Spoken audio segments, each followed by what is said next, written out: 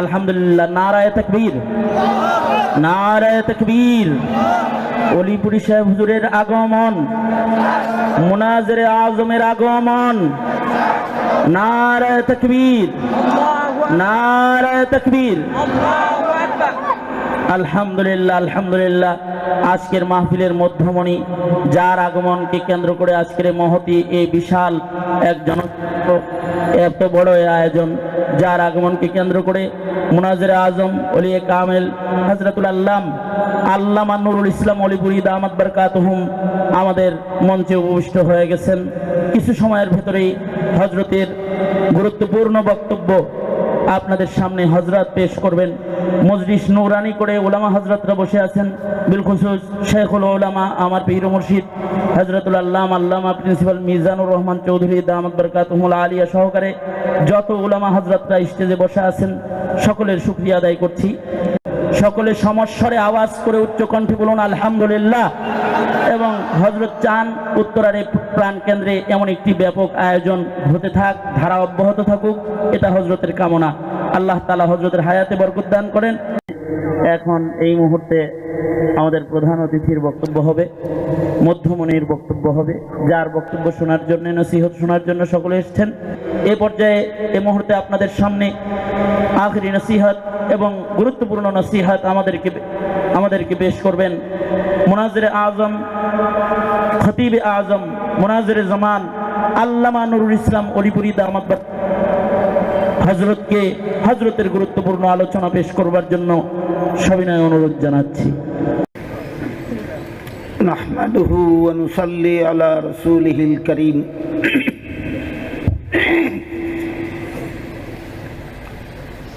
أما بعد فأعوذ بالله من الشيطان الرجيم. بسم الله الرحمن الرحيم.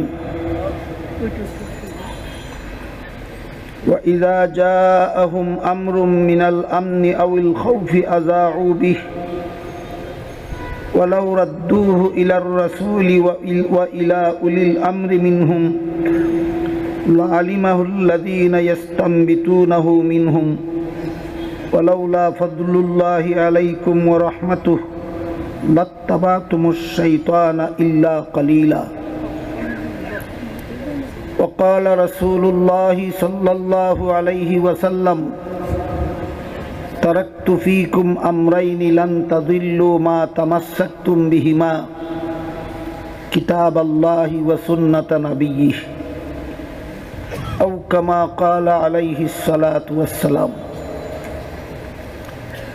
শ্রদ্ধেয় সভাপতি হযরত উলামায়ে কেরাম, সম্মানিত সুধীমণ্ডলী, বিভিন্ন এলাকা থেকে আগত সর্বস্তরের মুসলমান ভাইয়েরা আমার ও আমার পর্দানিসীন মা ও বোনেরা, আল্লাহ পাক রব্বুল আলামিন অজানাকে জানার জন্য মানুষকে জন্মগতভাবে ৬টি হাতিয়ার দান করে থাকেন। এই ৬ হাতিয়ারের দ্বারা মানুষ অজানাকে জানতে পারে। হাতিয়ার ৬টি যথাক্রমে দৃষ্টিশক্তি, শ্রবণ শক্তি, স্বাদ শক্তি, ঘ্রাণ শক্তি, ত্বক শক্তি এবং মেধা শক্তি। প্রথম দিনের চন্দ্র আকাশে উদয় হলো কিনা তা যে হাতিয়ারের দ্বারা জানতে পারা যায় সেটাকে দৃষ্টিশক্তি বলা হয়। থাকে মানুষের চোখে, আল্লাহ জন্মগতভাবেই মানুষকে দান করে দিয়ে থাকেন।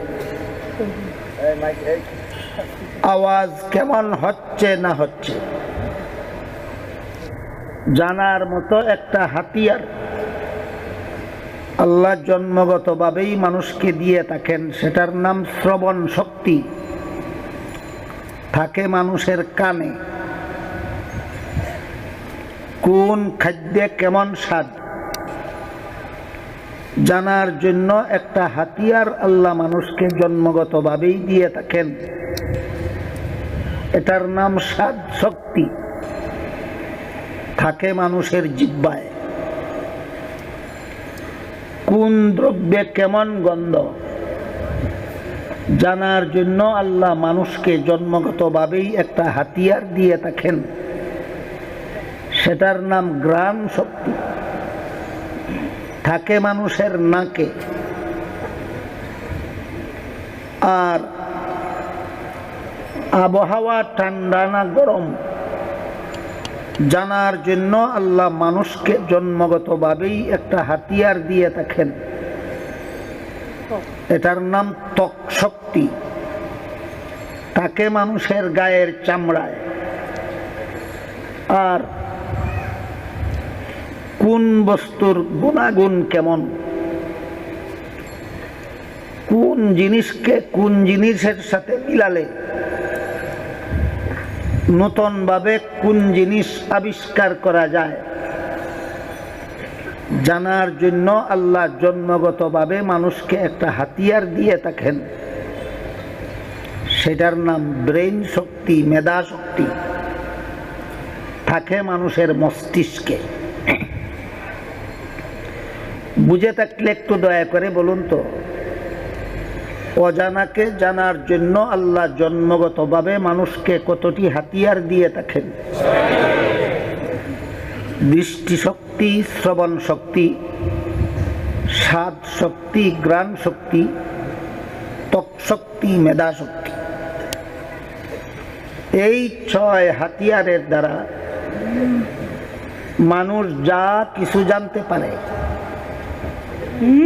এর দ্বারা দুনিয়ার ক্ষণস্থায়ী জীবনে উপকৃত হতে পারে, পরকালের চিরস্থায়ী জীবনে উপকৃত হওয়ার কোনো ব্যবস্থা নাই। আল্লাহ প্রদত্ত 6 হাতিয়ারের দ্বারা মানুষ যা কিছু জানতে পারে,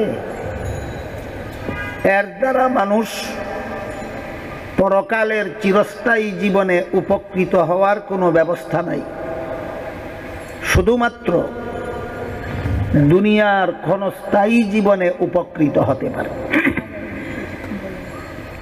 উদাহরণস্বরূপ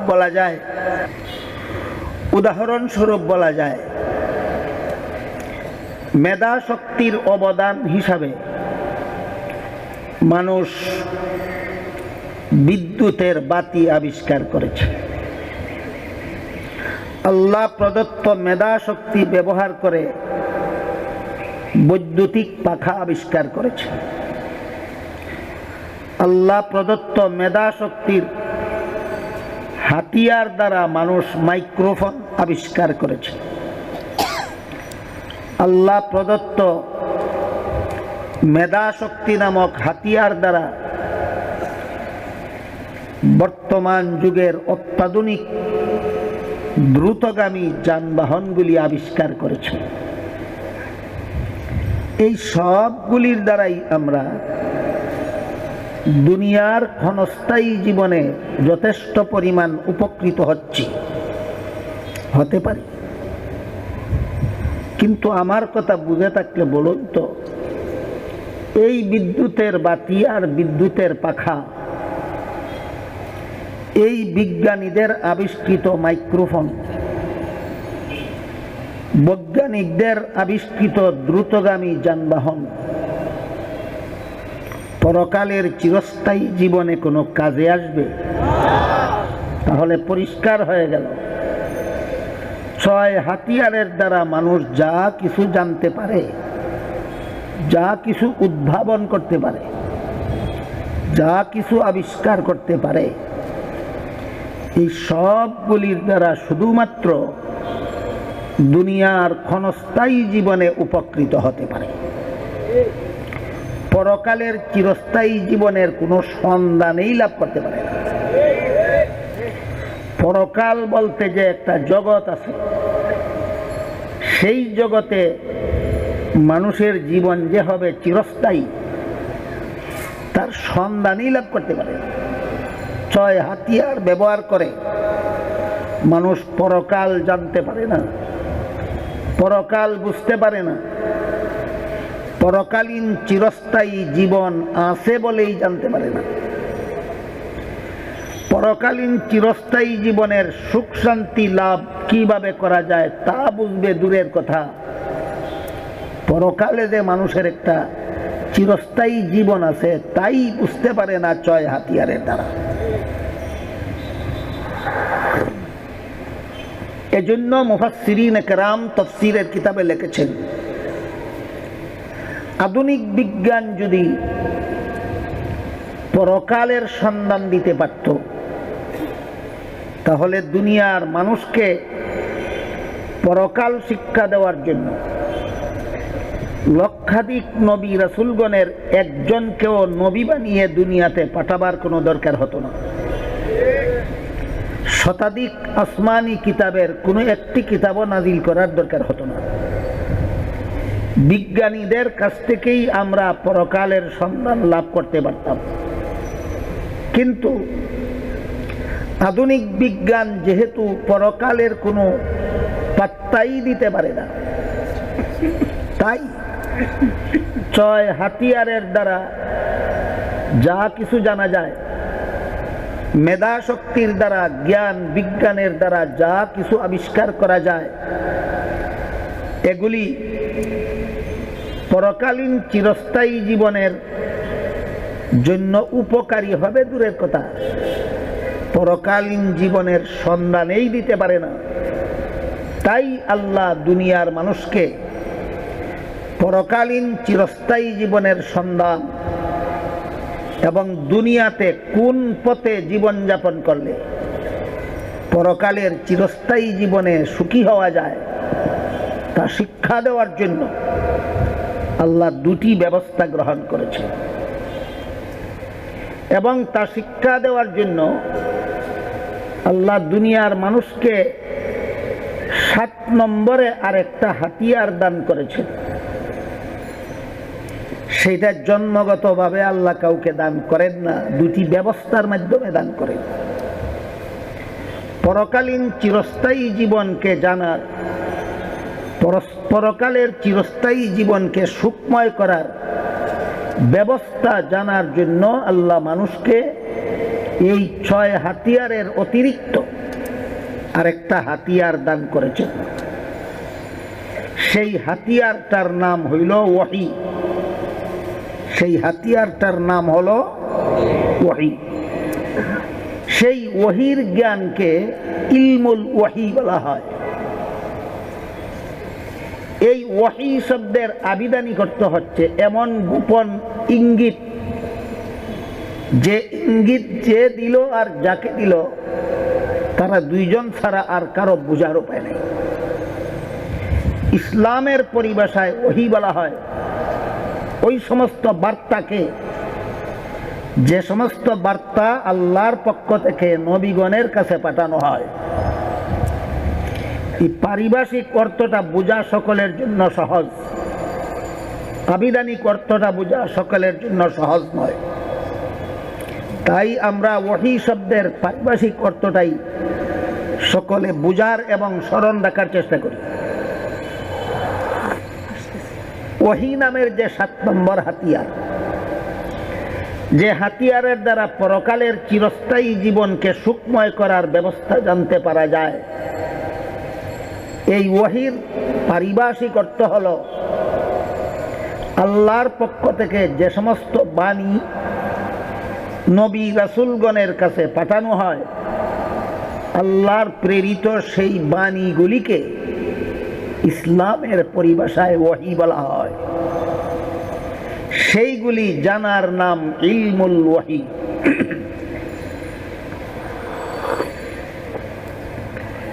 আল্লাহ পাক রব্বুল আলামিন দুনিয়ার মানুষকে পরকালের সন্ধান দেওয়ার জন্য এবং পরকালীন চিরস্থায়ী জীবনকে সুখময় করার জ্ঞান শিক্ষা দেওয়ার জন্য দুটি ব্যবস্থা গ্রহণ করেছেন।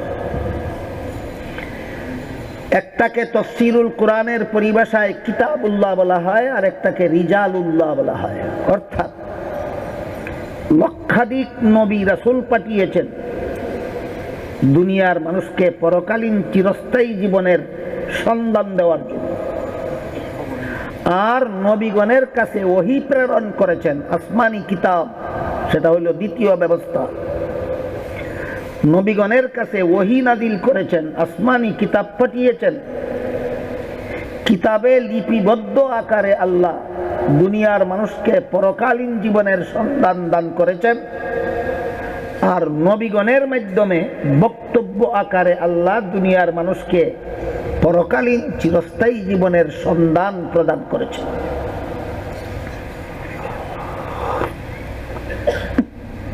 এই সমস্ত নবী রসুলগণের মধ্যে সর্বশেষ এবং সর্বশ্রেষ্ঠ নবী হলেন মুহাম্মাদুর রাসূলুল্লাহ সাল্লাল্লাহু আলাইহি ওয়াসাল্লাম। আল্লাহর নাজিলকৃত আসমানি কিতাবগুলির মধ্যে সর্বশেষ এবং সর্বশ্রেষ্ঠ কিতাব কোরআন শরীফ। সর্বশেষ নবীর কাছে সর্বশেষ আসমানি কিতাব নাজিল হয়েছে। সর্বশ্রেষ্ঠ নবীর কাছে সর্বশ্রেষ্ঠ আসমানি কিতাব নাজিল হয়েছে। আল্লাহর পক্ষ থেকে প্রেরিত বাণীগুলির নাম তো ওহী। এই ওহী দুই প্রকার। এক প্রকার ওহীকে তাফসীরের ভাষায়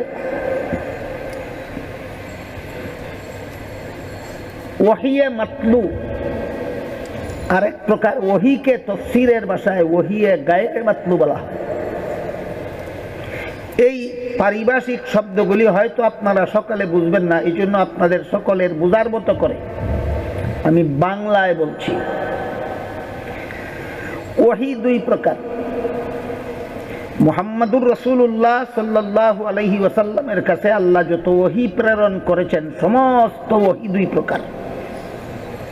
এক প্রকার ওহীর নাম কোরআন, আর এক প্রকার ওহীর নাম হাদিস। আল্লাহর কোরআনও আল্লাহর ওহী, রাসূলের হাদিসও আল্লাহর ওহী। এই কথাটা সকলের বুঝার এবং স্মরণ রাখার মতো যে আল্লাহর কোরআনও আল্লাহর ওহী, রাসূলের হাদিসও আল্লাহর ওহী। তবে পার্থক্য আছে, এই জন্য নামের মধ্যে পার্থক্য হয়েছে। এক প্রকার ওহীকে কোরআন বলা হয়, আর এক প্রকার ওহীকে হাদিস বলা হয়। যে ওহীর মর্ম এবং শব্দ উভয়টাই আল্লাহর পক্ষ থেকে নির্ধারিত, এমন ওহীকে কোরআন বলা হয়। আর যে ওহীর মর্ম আল্লাহর প্রেরিত কিন্তু শব্দগুলি রাসূলের চয়নিত, সেই ওহীকে হাদিস বলা হয়। পার্থক্যটা কি বুঝতে পেরেছেন আপনারা? ওহী দুই প্রকার। ওহী হইল 7 নম্বর হাতিয়ার দুনিয়ার মানুষের জন্য কোন স্থায়ী জীবনের সুখ শান্তির ব্যবস্থা জানার, না পরকালীন চিরস্থায়ী জীবনের সুখ শান্তি জানার হাতিয়ার। পরকালীন চিরস্থায়ী জীবনের সুখ শান্তির পথ জানার হাতিয়ার 6টা নয়, 7 নম্বরটা, সেটার নাম হলো ওহী। এটা দুই প্রকার। এক প্রকার ওহীর নাম কোরআন, আর এক প্রকার ওহীর নাম হাদিস। কোরআন ওই ওহীকে বলা হয় যার মর্ম তো আল্লাহ প্রদত্তই, শব্দ আল্লাহর পক্ষ থেকে নির্ধারিত। আল্লাহ প্রদত্ত মর্মটা আল্লাহর নির্ধারিত শব্দ দ্বারা যদি রাসূল ব্যক্ত করেন তাহলে এই ওহীকে কোরআন বলা হয়। আর আল্লাহ প্রদত্ত মর্মটাকেই রাসূল তার নিজের ভাষায় যদি নিজের বাছাইকৃত শব্দ দ্বারা যদি ব্যক্ত করেন, ওই ওহীকে হাদিস বলা হয়। আমি কি আপনাদেরকে কোরআন কোন ওহীর নাম আর হাদিস কোন ওহীর নাম এর পার্থক্যটা কি বুঝাতে পারলাম? তাহলে কোরআনও ওহী, হাদিসও ওহী। কিন্তু কোরআনকে আল্লাহর কোরআন বলা হয় আর হাদিসকে রাসূলের হাদিস বলা হয়। কেন? তার কারণ হলো কোরআনের শব্দগুলি আল্লাহর নির্ধারিত, হাদিসের শব্দগুলি রাসূলের বাছাইকৃত, কোরআনের শব্দগুলি আল্লাহর নির্ধারিত হওয়ার কারণে কোরআনকে আল্লাহর কোরআন বলা হয়। হাদিসের শব্দগুলি রাসূলের বাছাইকৃত হওয়ার কারণে হাদিসকে রাসূলের হাদিস বলা হয়। মর্ম কিন্তু উভয়টাই আল্লাহ প্রদত্ত। কোরআনের মর্ম আল্লাহর প্রদত্ত, হাদিসের মর্ম রাসূল আল্লাহর প্রদত্ত। কোরআনের সম্পর্ক আল্লাহর দিকে এবং হাদিসের সম্পর্ক রাসূলের দিকে করা হয়। মর্মের ব্যবধানে না শব্দের ব্যবধানে? শব্দের ব্যবধানে। মর্ম উভয়টারই আল্লাহ প্রদত্ত। কোরআনের শব্দগুলিও আল্লাহর নির্ধারিত, আর হাদিসের শব্দগুলি রাসূলের চয়নিত, রাসূলের বাছাইকৃত। এই জন্য কোরআনকে আল্লাহর আর হাদিসকে রাসূলের বলা হয়।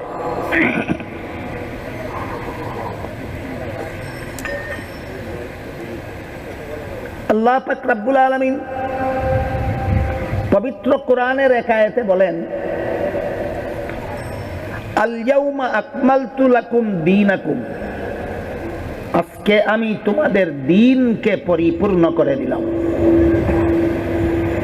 এর মর্ম হলো মুফাসসিরিনে কেরাম তাফসীরের কিতাবে যে ব্যাখ্যা লিখেছেন, এই ব্যাখ্যার আলোকে এর মর্ম হলো যে তোমাদের জন্য ইসলামের যাবতীয় বিধিবিধান পরিপূর্ণ করে দিলাম। দুনিয়ার জীবনে যে সমস্ত বিধিবিধান পালন করলে, দুনিয়ার ক্ষণস্থায়ী জীবনে তোমরা যে সমস্ত বিধিবিধান পালন করলে পরকালের চিরস্থায়ী জীবনে সুখী হতে পারো, সেই সমস্ত বিধিবিধান আমি আল্লাহ তোমাদের জন্য পরিপূর্ণ করে দিলাম। তাহলে আল্লাহ প্রদত্ত বিধানগুলি অপূর্ণ না পরিপূর্ণ? পরিপূর্ণ। এই পরিপূর্ণতার ব্যাখ্যায় তাফসীরে যত কথা লেখা আছে, এর মধ্যে একটা সারমর্ম হলো কিয়ামত পর্যন্ত মানুষের জীবনে যত সমস্যা আসবে, সব সমস্যার এমন সমাধান যে সমাধান দুনিয়ার ক্ষণস্থায়ী জীবনেও শান্তিজনক, পরকালের চিরস্থায়ী জীবনেও শান্তিজনক, ইহকালীন পরকালীন শান্তিজনক সমাধান, সবগুলি সমস্যার সমাধান এই আল্লাহ পাক রব্বুল আলামিনের প্রদত্ত বিধানগুলিতে দেওয়া হয়েছে। সারমর্ম হলো এক কথায়, কিয়ামত পর্যন্ত মানব জীবনে যত সমস্যা আসবে, সব সমস্যার সমাধানের জন্য আল্লাহ প্রদত্ত বিধানগুলি যথেষ্ট হবে। সুতরাং ইসলামের বিধিবিধান মানব জীবনের সব সমস্যার সমাধান।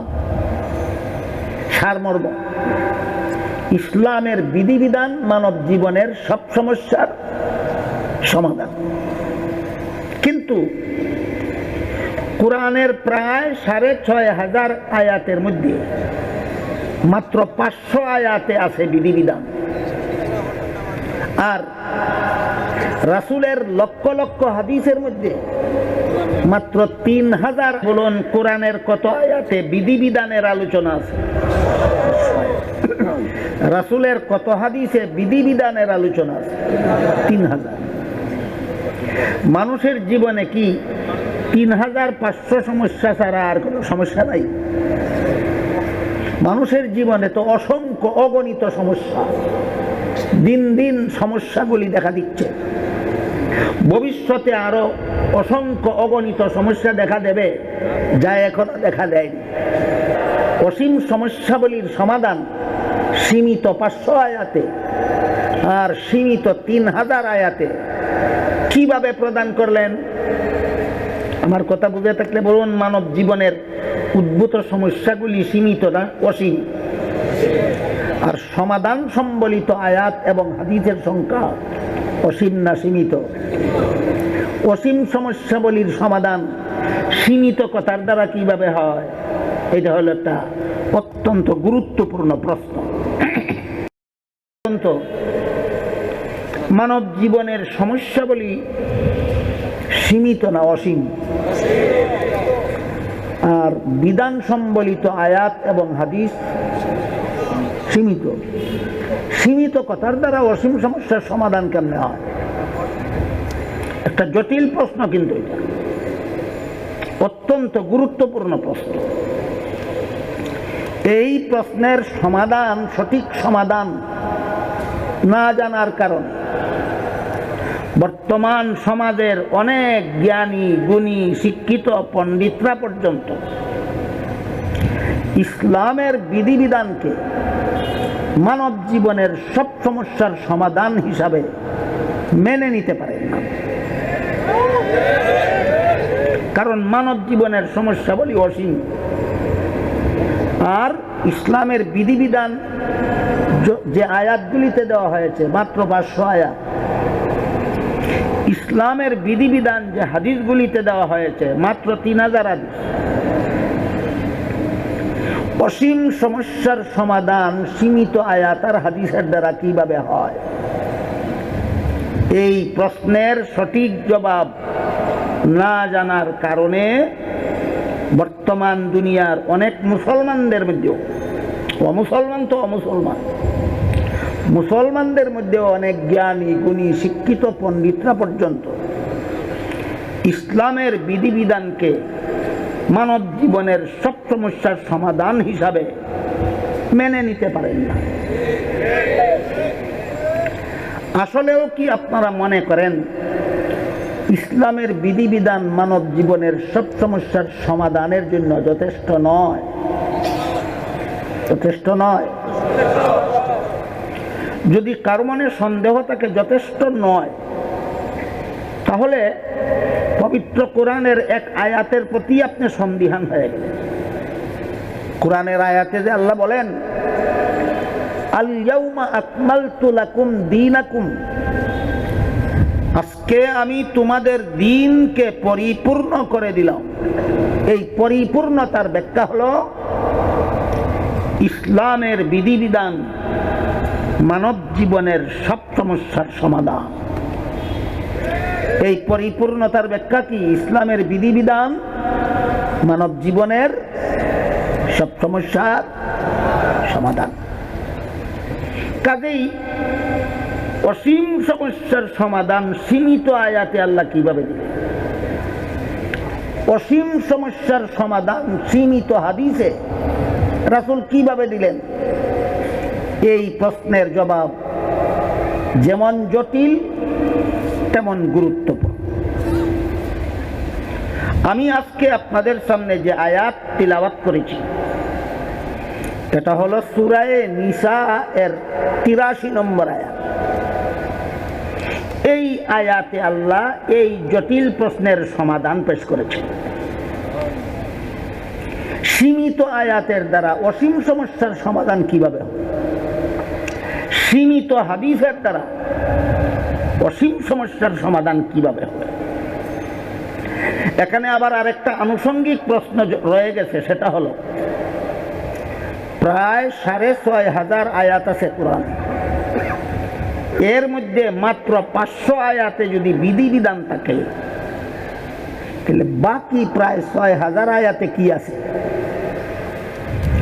এই প্রশ্নের সমাধানটাও আমাদের জানা থাকা দরকার। রাসূলের লক্ষ লক্ষ হাদিসের মধ্যে মাত্র 3000 হাদিসে যদি বিধিবিধান থাকে, বাকি এত সমস্ত লক্ষ লক্ষ হাদিসে কি আছে?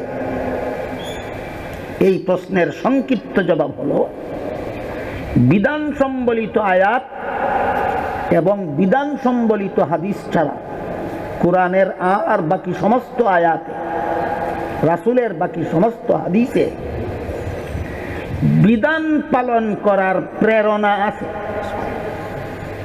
কি আছে? বিধান পালনের প্রেরণা। এই প্রেরণাটা আপনাদেরকে আমি কোন ভাষায় বুঝাই দেখি, একটু চেষ্টা করে বোঝাতে পারি। আল্লাহ পাক রব্বুল আলামিন পবিত্র কোরআনের এক আয়াতে বলেন,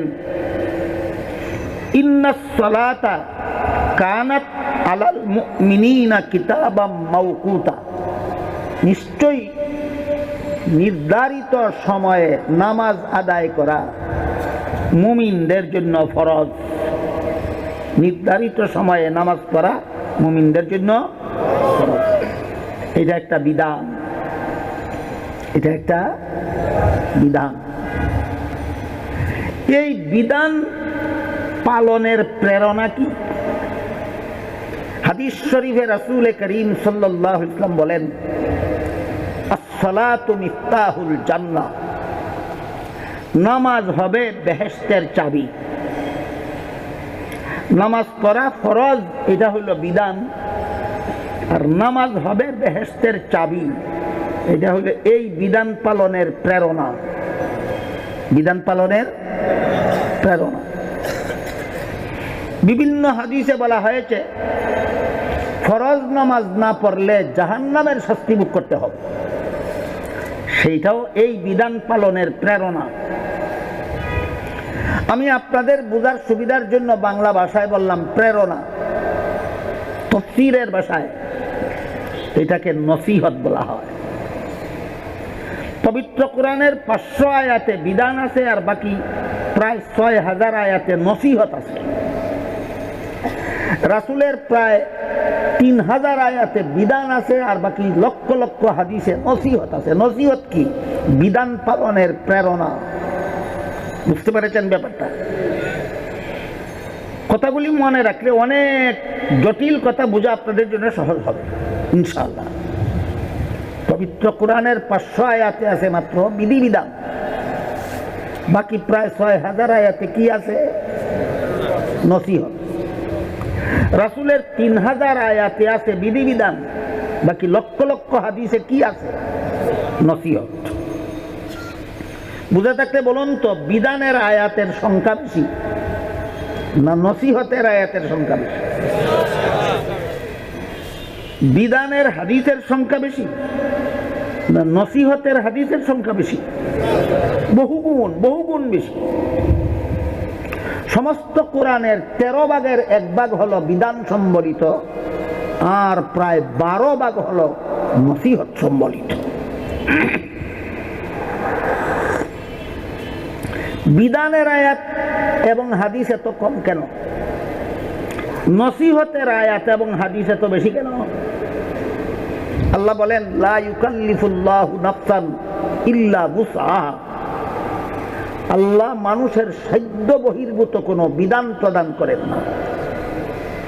কাজেই 500 আয়াতে আর 3000 আয়াত হাদিসে শুধুমাত্র এমন কিছু বিধান প্রয়োগ করেছেন যেগুলি পালন করা মানুষের সাধ্যের ভিতরে আছে, যেগুলি পালন করা মানুষের সাধ্যের ভিতরে আছে। কাজেই কেউ যদি বলে ইসলামের বিধান মতো দৈনিক 5 বেলা নামাজ পড়া মানুষের সাধ্য বহির্ভূত, ইসলামের বিধান মতে রমজান মাসে রোজা রাখা মানুষের সাধ্য বহির্ভূত, ইসলামের বিধান মতো নারী পুরুষে পর্দা রক্ষা করা সাধ্য বহির্ভূত ব্যাপার, বর্তমান যুগে সুদ ছাড়া অর্থনীতি রক্ষা করা সাধ্য বহির্ভূত ব্যাপার, এমন যুক্তি যদি কেউ প্রদর্শন করে, এর মানে হলো যে আয়াতে আল্লাহ বলেছেন লা ইউকাল্লিফুল্লাহু নাফসান ইল্লা বুসআহা, আল্লাহ মানুষের সাধ্য বহির্ভূত কোনো বিধান প্রদান করেন না, ওই আয়াতের প্রতি তার অনাস্থা। সেই আয়াতের প্রতি তার বিষয়টা বুঝাতে পারলাম কিনা সন্দিহান হয়ে আবারও বলছি। আল্লাহ কোরআনের আয়াতে বলেন, লা ইউকাল্লিফুল্লাহু নাফসান ইল্লা বুসআহা, আল্লাহ মানুষের সাধ্যের বাইরে কোনো বিধান দেন না, সাধ্যের বাইরে কোনো বিধান দেন না। এখন যদি কেউ বলে সুদের কারবার ছাড়া অর্থনীতি রক্ষা করা সম্ভব নয়, তাহলে সাধ্যের বাইরে কোনো বিধান দেন না কথাটা মানল না অমান্য করলো?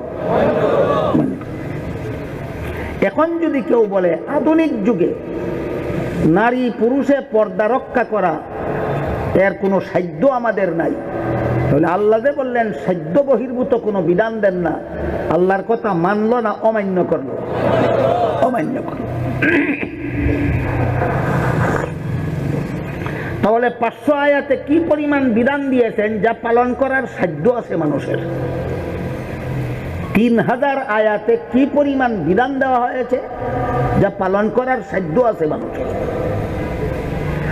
আর অধিকাংশ আয়াতে বিধান নাই, নসিহত আছে।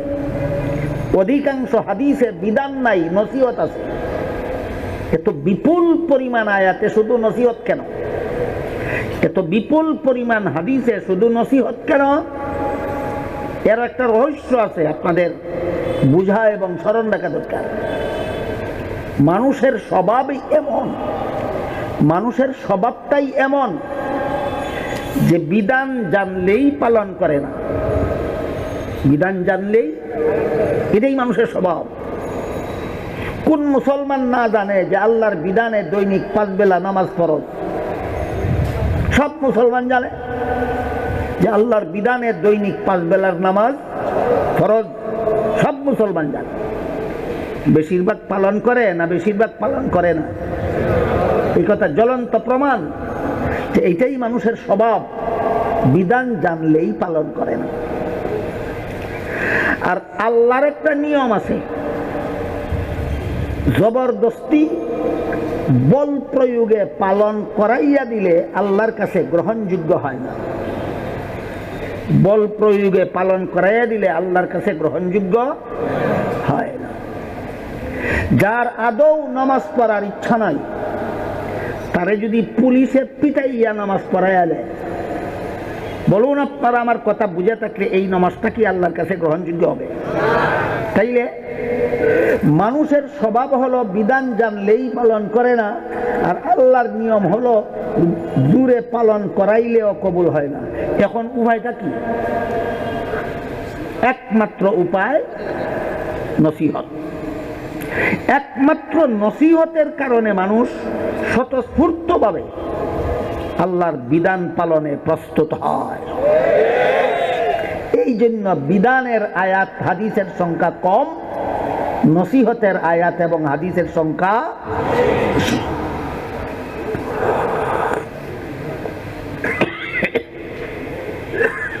এবার মূল প্রশ্নের দিকে যাই। পবিত্র কোরআনের কত আয়াতে বিধান আছে? রাসূলের কত হাদিসে বিধান আছে? আয়াতগুলিও সীমিত, হাদিসগুলিও সীমিত। মানব জীবনের সমস্যাবলী অসীম। সমাধান কিভাবে হবে? এই প্রশ্নের জবাব না জানার কারণে বর্তমান সমাজের অনেক শিক্ষিত মুসলমানেরাও মনে করেন যে আমাদের অমুক সমস্যার সমাধানের জন্য ইসলামের বিধান যথেষ্ট নয়। এরা মূলত ইসলামের বিধানে আস্থাশীল নয়, এরা ইসলামের বিধানে অনাস্থা প্রদানকারী। এমন অনাস্থা যেন কিয়ামত পর্যন্ত কেউ ইসলামের বিধানের প্রতি আরোপ করতে না পারে। এজন্য আল্লাহ পাক রব্বুল আলামিন সূরা নিসা এর 83 নম্বর আয়াত সহ কোরআনের বিভিন্ন আয়াতে ব্যক্ত করে দিয়েছেন যে কোরআনে এবং হাদিসে যে মানব জীবনের সব সমস্যার সমাধান দেওয়া হয়েছে। এই সমাধান দেওয়ার পদ্ধতি দুইটা। একটা হলো সরাসরি সমাধান পাওয়া যাবে কোরআনে অথবা হাদিসে, আরেকটা হলো কোরআনে অথবা হাদিসে সরাসরি সমাধান পাওয়া যাবে না, সমাধান বের করার ব্যবস্থা পাওয়া যাবে। আমরা আরো সহজ করে বলতে পারি, কোরআন হাদিসে প্রদত্ত মানব জীবনের সমস্যাবলীর সমাধান দুই প্রকার। এক প্রকার ডাইরেক্ট সমাধান, আর এক প্রকার ইনডাইরেক্ট সমাধান। কিছু সমস্যার সমাধান আছে কোরআন হাদিসে প্রত্যক্ষ সমাধান, আর কিছু সমাধান আছে পরোক্ষ সমাধান। প্রত্যক্ষ সমাধান কি? সরাসরি কোরআনেই আমার প্রশ্নের পরিষ্কার জবাব পাওয়া যায়, এটা প্রত্যক্ষ সমাধান। সরাসরি হাদিসেই আমার প্রশ্নের সমাধান পাওয়া যায়, এটা প্রত্যক্ষ সমাধান। আর কোনো ব্যাপার আছে এই প্রশ্নের সরাসরি সমাধান কোরআনেও পাওয়া যায় না, হাদিসেও পাওয়া যায় না। তবে কোরআন হাদিসে এই সমস্ত প্রশ্নের সমাধান বের করার, উদ্ভাবন করে নেওয়ার ব্যবস্থা প্রদান করা হয়েছে।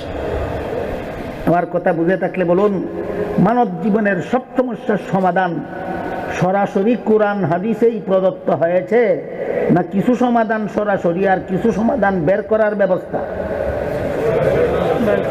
কিছু সমাধান সরাসরি আর কিছু সমাধান বের করার ব্যবস্থা। এই দুই প্রকার সমাধানের দুইটা উদাহরণ বোঝার চেষ্টা করি।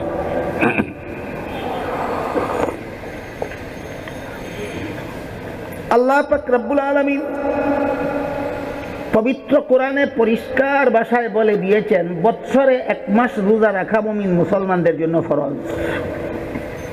কোন মাসে রোজা রাখা ফরজ? আল্লাহ সরাসরি কোরআনে বলে দিয়েছেন, শাহরু রমাদান, রমজান মাসে রোজা রাখা ফরজ। কোন মাসে রোজা রাখা ফরজ, এটা একটা প্রশ্ন। আমার কথা বুঝে থাকলে বলুন তো, সমাধানটা কোথায় আছে? পরোক্ষ সমাধান না প্রত্যক্ষ সমাধান?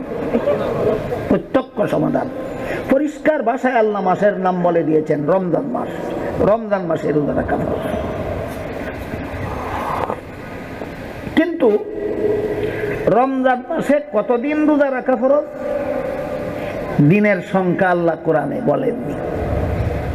দিনের সংখ্যা কোরআনে আল্লাহ বলেননি। এখানে আবার আরেকটা গুরুত্বপূর্ণ প্রশ্ন আছে, অত্যন্ত জটিল এই প্রশ্ন, এবং তার জবাবটাও অত্যন্ত গুরুত্বপূর্ণ।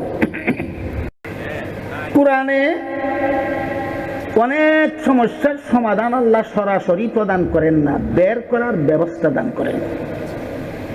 রাসূল তার হাদিসে অনেক সমস্যার সমাধান সরাসরি প্রদান করেন না, সমাধান বের করার ব্যবস্থা প্রদান করেন। ব্যবস্থাটা কি আমরা পরে বোঝার চেষ্টা করি, আগে বোঝার চেষ্টা করি। এমনটা করেন কেন? সব সমস্যার সমাধান আল্লাহ কোরআনে সরাসরি প্রদান করেন না কেন? সব সমস্যার সমাধান রাসূল তার হাদিসে সরাসরি প্রদান করেন না কেন? এই প্রশ্নের জবাব না জানার কারণে, না বুঝার কারণে বর্তমান সমাজের মুসলমানদের মধ্যে বিভিন্ন রকমের বিভ্রান্তি একটা বিশেষ মহল ছড়াবার অপচেষ্টায় লিপ্ত আছে। এরা যাতে এই বিভ্রান্তি আপনাদের মধ্যে ছড়াতে না পারে, এজন্যই আমাদের বুঝতে হবে যে অধিকাংশ সমস্যার সমাধান আল্লাহ কোরআনে সরাসরি বলেন না, অধিকাংশ সমস্যার সমাধান রাসূল তার হাদিসে সরাসরি বলেন না, বের করার ব্যবস্থা প্রদান করেন। ব্যবস্থাটা কি আগে পরে বোঝার চেষ্টা করি, আগে বোঝার চেষ্টা করি সরাসরি প্রদান করেন না কেন। এটা বোঝার জন্য আবারও বলছি, মানব জীবনের সমস্যাগুলি সীমিত না অসীম। অসীম সমস্যার সমাধান যদি সুস্পষ্টভাবে সরাসরি কোরআনে দেওয়া হতো, তাহলে কোরআনের এডিশন, কোরআনের ভলিউম এত বিশাল হইতো যে আপনারা যতক্ষণ এরিয়া নিয়ে পেন্ডাল করেছেন এর ভিতরে কোরআনের ভলিউমগুলির স্থান হইতো না। একই অবস্থা রাসূলের হাদিসের হইতো, লক্ষ লক্ষ ভলিউম হইতো কোরআনের, লক্ষ লক্ষ ভলিউম হইতো হাদিসের। তখন মুসলমান তো অমুসলমান, মুসলমানেরাও ভয়ে কোরআন হাদিস থেকে পালিয়ে যেত। এত বড় বিশাল কোরআনের বিধান জীবনে পালন করার উপায় নাই, এত বড় বিশাল হাদিসের বর্ণিত বিধান জীবনে পালন করার উপায় নাই মনে করত। কাজেই মুসলমান মনোবল হারিয়ে যেত এই কোরআন হাদিসের বিধান পালন করতে। তাই আল্লাহ পাক রব্বুল আলামিন অসীম সমস্যার সমাধান সুস্পষ্টভাবে বিস্তারিতভাবে কোরআনে দেননি, রাসূল তার হাদিসে সব সমস্যার সমাধান বিস্তারিতভাবে সুস্পষ্টভাবে দেননি। মাত্র কিছু সমস্যার সমাধান সুস্পষ্টভাবে দিয়েছেন, আর বাকি সবগুলি সমাধান সময় মতো বের করে নেওয়ার ব্যবস্থা প্রদান করেছেন। এক জবাব। আরেকটা জবাব হলো, অনেক সমস্যা এমনও আছে যার সুস্পষ্ট সমাধান দিলে মানুষের অসুবিধা হবে, অস্পষ্ট রেখে দিলে সুবিধা হবে। এটাও আরেকটা কারণ। যেমন সুস্পষ্ট ভাষায় আল্লাহ কোরআনে বলেছেন রমজান মাসে রোজা রাখা ফরজ, কিন্তু রমজান মাসে কতদিন রোজা রাখা ফরজ দিনের সংখ্যার বেলায় আল্লাহ অস্পষ্টতা রেখেছেন। আল্লাহ বলেন আইয়ামাম মাদুদাত, গনা বাঁচা কয়েকদিন। বলেন তো কয়েকদিন বলতে কোনো সুনির্দিষ্ট সংখ্যা বোঝায়? সুনির্দিষ্ট সংখ্যা বোঝায় না। এমন অস্পষ্ট শব্দ আল্লাহ কতদিন রোজা রাখতে হবে এই প্রশ্নের সমাধানে অস্পষ্ট বোধক শব্দ ব্যবহার করলেন কেন? এই প্রশ্নের একাধিক জবাব আছে। এর মধ্যে একটা জবাব হলো, আল্লাহ যদি সুস্পষ্টভাবে বলতেন রমজান মাস আসার পর থেকে একটানা 30 দিন রোজা রাখতে হবে, যদি সংখ্যাটা সুস্পষ্টভাবে বলতেন, তাহলে যেই বছর রমজান মাসের 29 তারিখ বিকালবেলা ঈদের চাঁদ দেখা যেত, সেই বছর আল্লাহর উল্লিখিত 30-এর সংখ্যাটা পূরণ করার জন্য ঈদের দিনেও মুসলমানদের রোজা রাখতে হতো। বলেন সুস্পষ্ট সমাধান দিলে সমাধান হতো না আরো সমস্যা হতো? এইরকম বিভিন্ন কারণ আছে, যেসব কারণে সব সমস্যার সমাধান সুস্পষ্টভাবে আল্লাহ কোরআনেও দেন না, সব সমস্যার সমাধান সুস্পষ্টভাবে রাসূল হাদিসেও দেন না। কিছু সমস্যার সমাধান কোরআনে হাদিসে সুস্পষ্টভাবে দেওয়া হয়েছে, অধিকাংশ সমস্যাবলীর সমাধান বের করার ব্যবস্থা প্রদান করা হয়েছে। এবার আমরা বোঝার চেষ্টা করি বের করার ব্যবস্থাটা কি। দুইটা উদাহরণ কি আপনাদের বুঝে আসলো যে সুস্পষ্ট সমাধান আর সমাধান বের করার ব্যবস্থা? সুস্পষ্ট সমাধান মাত্র 500 আয়াতে অনেক সমস্যার সুস্পষ্ট সমাধান দেওয়া হয়েছে। 3000 হাদিসে অনেক সমস্যার সুস্পষ্ট সমাধান দেওয়া হয়েছে। অধিকাংশ সমাধান বের করার ব্যবস্থা প্রদান করা হয়েছে।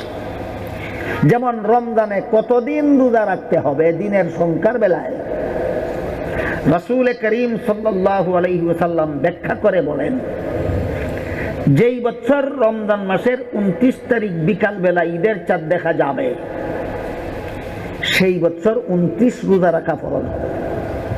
যেই বছর রমজান মাসের 29 তারিখ বিকাল বেলা ঈদের চাঁদ দেখা যাবে না, সেই বছর 30 রোজা রাখা ফরজ হবে। কোন বছর 29 তারিখে ঈদের চাঁদ দেখা যাবে, কোন বছর 29 তারিখে ঈদের চাঁদ দেখা যাবে না, এর উল্লেখ কোরআনেও নাই, হাদিসেও নাই। এটা তোমাদের অভিজ্ঞতার উপর ছেড়ে দেওয়া হলো। তোমরা নিজের চোখে যেই বছর 29 তারিখে চাঁদ দেখবে, সেই বছর 29 রোজা ফরজ হবে। তোমরা নিজের চোখে যেই বছর 29 তারিখে ঈদের চাঁদ দেখবে না, সেই বছর 30 রোজা ফরজ হবে। বুঝে থাকলে বলুন, আমরা কোন বছর 29 রোজা রাখবো আর কোন বছর 30 রোজা রাখবো? এটা কি সুস্পষ্টভাবে কোরআনে হাদিসে আছে, না আমাদের দেখার উপর নির্ভরশীল করে ছেড়ে দেওয়া হয়েছে? একটু পরিষ্কার বুঝলেন কিনা যে মানব জীবনের সমস্যার সমাধান ইসলামের বিধিবিধানে আছে, সরাসরি কোরআনে হাদিসে সবগুলি, না কিছু সরাসরি আর কিছু ব্যবস্থা? হ্যাঁ, কিছু সমস্যার সমাধান সরাসরি কোরআনে আছে, কিছু সমস্যার সমাধান সরাসরি হাদিসে আছে, আর অধিকাংশ সমস্যার সমাধান সরাসরি কোরআনে হাদিসে না দিয়ে বের করার ব্যবস্থা প্রদান করা হয়েছে। এবার আমরা বোঝার চেষ্টা করব বের করার ব্যবস্থা। আজকে আমি আপনাদের সামনে যে আয়াত তিলাওয়াত করেছি সেটি হলো সূরা নিসার 83 নম্বর আয়াত। সূরা নিসার 83 নম্বর আয়াত। এখানে আল্লাহ বলেন, যে সমস্ত সমস্যার সরাসরি সমাধান তোমাদের জানা নেই, কোরআনে হাদিসে পাও না, এই সমস্ত সমস্যা হয়তো রাসূলের কাছে পেশ করো, আর না হয় উলুল আমরের কাছে পেশ করো। তারা কোরআন হাদিসের আলোকে গবেষণা করে সমাধান দিয়ে দেবেন। রাসূল থাকাকালে রাসূলের কাছে পেশ করো, রাসূলের অবর্তমানে উলুল আমর শব্দটা স্মরণ রাখুন, ব্যাখ্যা এবং অর্থ পরে বুঝবেন। রাসূলের অবর্তমানে বিশেষত উলুল আমরের কাছে পেশ করো। যে সমস্যার সমাধান সরাসরি কোরআনে না পাও, যে সমস্যার সমাধান সরাসরি হাদিসে না পাও, এই সমস্যাগুলি তোমরা রাসূলের অবর্তমানে উলুল আমরের কাছে পেশ করো। উলুল আমর এর সমাধান কোরআন হাদিসের আলোকে গবেষণা করে তোমাদেরকে বের করে দেবেন। এই উলুল আমর বলতে কি বোঝায়? উলুল আমরের শব্দার্থ হলো সমাধানের দায়িত্বশীল। উলুল আমরের শব্দার্থ হলো সমাধানের দায়িত্বশীল। উলুল আমরের শব্দার্থ হলো সমাধানের দায়িত্বশীল। এর ব্যাখ্যা হলো দুইটা। একটা হলো সরকার, সরকার অনেক সমাধানের দায়িত্বশীল।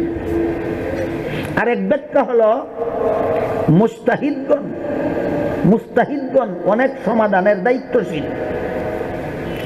সরকার যেখানে উলুল আমরের এক ব্যাখ্যা সরকার, এই অনুপাতে বিভিন্ন আয়াতের মর্ম দ্বারায় তোমরা সরকারের বিধান পালন করো, সরকারের নীতি পালন করো, সরকারের নির্দেশ পালন করো।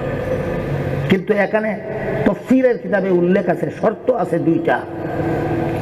যেখানে উলুল আমরের দ্বারা সরকার অর্থ নেওয়া হয়, এর মর্ম দ্বারায় তোমরা সরকারের আনুগত্য করো। সরকারের আনুগত্য করার জন্য কোরআনে হাদিসে দুইটা শর্ত আরোপ করা হয়েছে। একটা হলো সরকারের বিধানটা যদি ইসলামের বিধানের সাথে সাংঘর্ষিক না হয়। বলুন, সরকারের আনুগত্য করার নির্দেশ তো কোরআনে আছে, বিনা শর্তে না ইসলামের বিধানের সাথে সাংঘর্ষিক না হওয়ার শর্তে? হ্যাঁ, সরকারের নির্দেশটা যদি ইসলামের বিধানের সাথে সাংঘর্ষিক না হয়। দুই নম্বর শর্ত, সরকারের নির্দেশটা যদি জনগণের কল্যাণের জন্য হয়, দেশের মঙ্গলের জন্য হয়। এই দুই শর্তে সরকারের নির্দেশ পালন করো। সেই নির্দেশ সরাসরি কোরআনে না থাকলেও, সেই নির্দেশ সরাসরি হাদিসে না থাকলেও। যেমন সরকারের একটা আইন আছে ট্রাফিক সিগন্যাল আইন। সরকারের একটা আইন আছে ট্রাফিক সিগন্যাল আইন। লাল বাতি জ্বললে গাড়ি থামবে, সবুজ বাতি জ্বললে গাড়ি চলবে। এই বিধানটা কোরআনের কোনো আয়াতে আছে? রাসূলের কোনো হাদিসে আছে?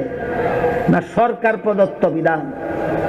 সরকার প্রদত্ত বিধান কোরআনের কোনো আয়াতেও নাই, রাসূলের কোনো হাদিসেও নাই। কিন্তু সরকারের এই বিধান পালন করতে আমাদের নামাজে ব্যাঘাত হয়, রোজায় ব্যাঘাত হয়, হজে ব্যাঘাত হয়, যাকাত দিতে ব্যাঘাত হয়। তাহলে সরকারের নির্দেশটা ইসলামের কোনো বিধানের সাথে সাংঘর্ষিক নয়। সরকারের নির্দেশটা ইসলামের কোনো বিধানের সাথে সাংঘর্ষিক নয়। সরকারি নির্দেশ কেন?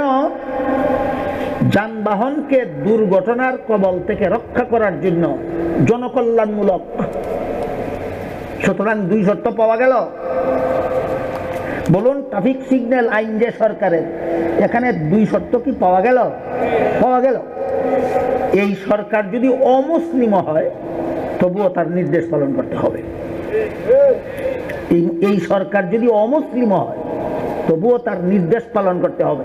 কেন? তার নির্দেশ এক নম্বর ইসলামের বিধানের সাথে সাংঘর্ষিক নয়, দুই নম্বর জনকল্যাণমূলক।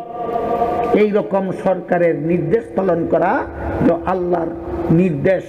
এই মর্মে আল্লাহ উলুল আমর শব্দ ব্যবহার করেছেন। অনেক ব্যাপার আছে সমাধান দেওয়ার দায়িত্ব সরকারের।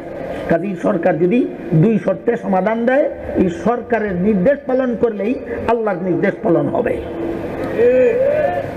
আমার কথা বুঝে থাকলে বলুন, লাল বাতি জ্বললে গাড়ি চলবে না, সবুজ বাতি জ্বললে গাড়ি চলবে। এই যে একটা বিধান, আছে কি কোরআনের কোনো আয়াতে? আছে কি রাসূলের কোনো হাদিসে? তাহলে আমরা পালন করব না। যেহেতু কোরআনে নাই হাদিসে নাই পালন করব না? কেন করব? আল্লাহ যে উলুল আমর বলেছেন, উলুল আমরের দুই ব্যাখ্যার এক ব্যাখ্যার আওতায় পড়ে। উলুল আমরের দুইটা ব্যাখ্যা আছে, এর মধ্যে একটা ব্যাখ্যার আওতায় পড়ে, এই জন্য মানতে হবে। এই সরকার অমুসলিম হইল মানতে হবে।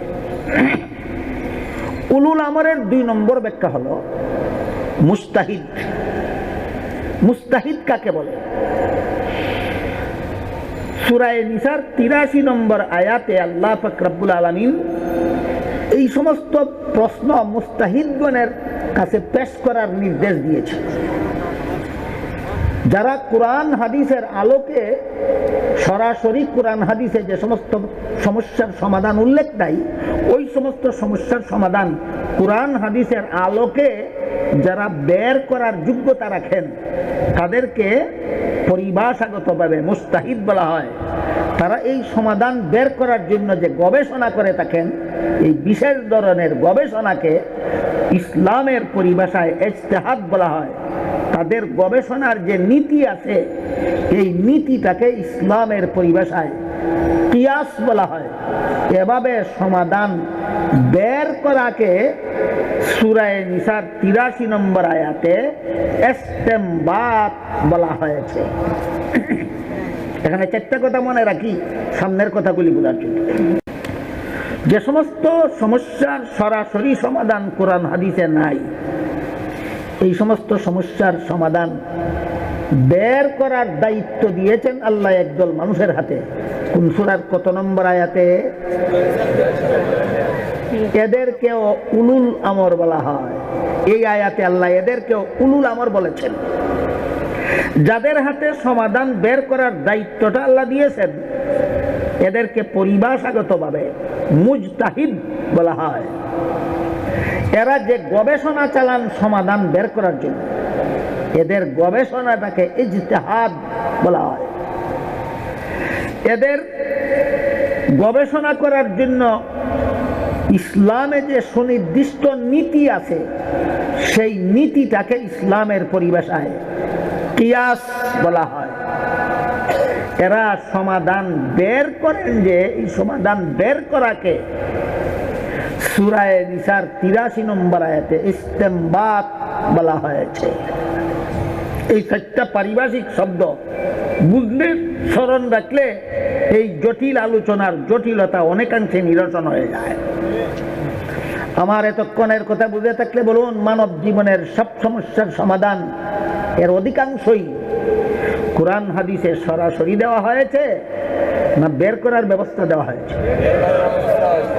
ব্যবস্থাটার নাম ইজতিহাদ। ব্যবস্থাটার নাম, যারা করবেন তাদের উপাধি মুস্তাহিদ। যারা করবেন তাদের উপাধি মুস্তাহিদ। বের করতে গিয়া তাদের যে বিশেষ গবেষণা চালাতে হয়, গবেষণাটার নাম ইজতিহাদ। গবেষণাটার নাম ইজতিহাদ। গবেষণার জন্য কোনো নীতি নাই না নীতি আছে? গবেষণার নীতিটার নাম কিয়াস। গবেষণার নীতিটার নাম কিয়াস। আর এভাবে এরা গবেষণা করে যে সমাধান বের করবেন, এই বের করার নাম ইসতিমবাত। বের করার নাম ইসতিমবাত। এদেরকেও সূরা নিসার 83 নম্বর আয়াতে উলুল আমর বলা হয়েছে। মুস্তাহিদগণ উলুল আমর, সরকারও উলুল আমর। বুঝলেন কিনা দেখুন। তাহলে কোরআনের ভাষায় উলুল আমর এর ব্যাখ্যা কটা হইল? সরকার উলুল আমর, মুস্তাহিদগণ উলুল আমর। সরকার যদি 2 শর্ত সাপেক্ষে এমন বিধান প্রদান করে যা কোরআনেও নাই হাদিসেও নাই, তাও মুসলমানদের মানতে হবে। সুতরাং যারা বলে কোরআনে যা আছে তা মানি, হাদিসে যা আছে তা মানি, এছাড়া আর কিছু মানি না, আমি জিজ্ঞাসা করব তুমি ট্রাফিক সিগন্যাল আইন মানো কিনা? যদি বলো তুমি ট্রাফিক সিগন্যাল আইন মানো না, তুমি রাষ্ট্রদ্রোহী, সরকারদ্রোহী। আর যদি বলো ট্রাফিক সিগন্যাল আইন মানি, কোরআনে পেয়ে মানলা না হাদিসে পেয়ে মানলা? বলতে হবে। এটা একটা চটকদার একটা স্লোগান আবির্ভাব হয়েছে বর্তমানে, কোরআন মানি হাদিস মানি আর কিচ্ছু মানি না। বলুন এই যুক্তিটা বাহ্যিক দৃষ্টিতে চটকদার হলেও এটা কি বাস্তব না অবান্তর? এটা একটা অবান্তর স্লোগান, কোরআন মানি হাদিস মানি আর কিচ্ছু মানি না। এই অবান্তর স্লোগানটা উদ্ভাবন করেছে আমাদের সমাজের একদল লোক, যাদের আসল পরিচয় হলো এরা লামাযহাবী। যাদের আসল পরিচয় হলো এরা লামাযহাবী। এদেরকে জিজ্ঞাসা করবেন, তুমি যে বিধান কোরআনে আছে তা মানো, যে বিধান হাদিসে আছে তা মানো, আর কোনো বিধান তো তুমি মানো না, বলো তুমি ট্রাফিক সিগন্যাল আইন মানো কিনা? যদি বলে মানি না, রাষ্ট্রদ্রোহী। যদি বলে মানি, কোরআনে পেয়ে মানলা না হাদিসে পেয়ে মানলা? বলো। ট্রাফিক সিগন্যাল আইন যদি কোরআন হাদিসে না থাকা সত্ত্বেও মানা যায়, কোন কারণে মানা যায়? কারণ আল্লাহ যে কোরআনে উলুল আমর বলছেন, উলুল আমরের এক ব্যাখ্যা সরকার, এই ধারা মতে মানা যায়। উলুল আমরের আরেক ব্যাখ্যা মুস্তাহিদ। ইমাম আবু হানিফা একজন মুস্তাহিদ, ইমাম শাফি একজন মুস্তাহিদ, ইমাম মালিক একজন মুস্তাহিদ, ইমাম আহমদ বিন হাম্বল একজন মুস্তাহিদ। যে যুক্তিতে কোরআন হাদিসে না থাকা সত্ত্বেও সরকারের আইন মানতে হয়, একই যুক্তিতে কোরআন হাদিসে না থাকা সত্ত্বেও মযহাব মানতে হয়।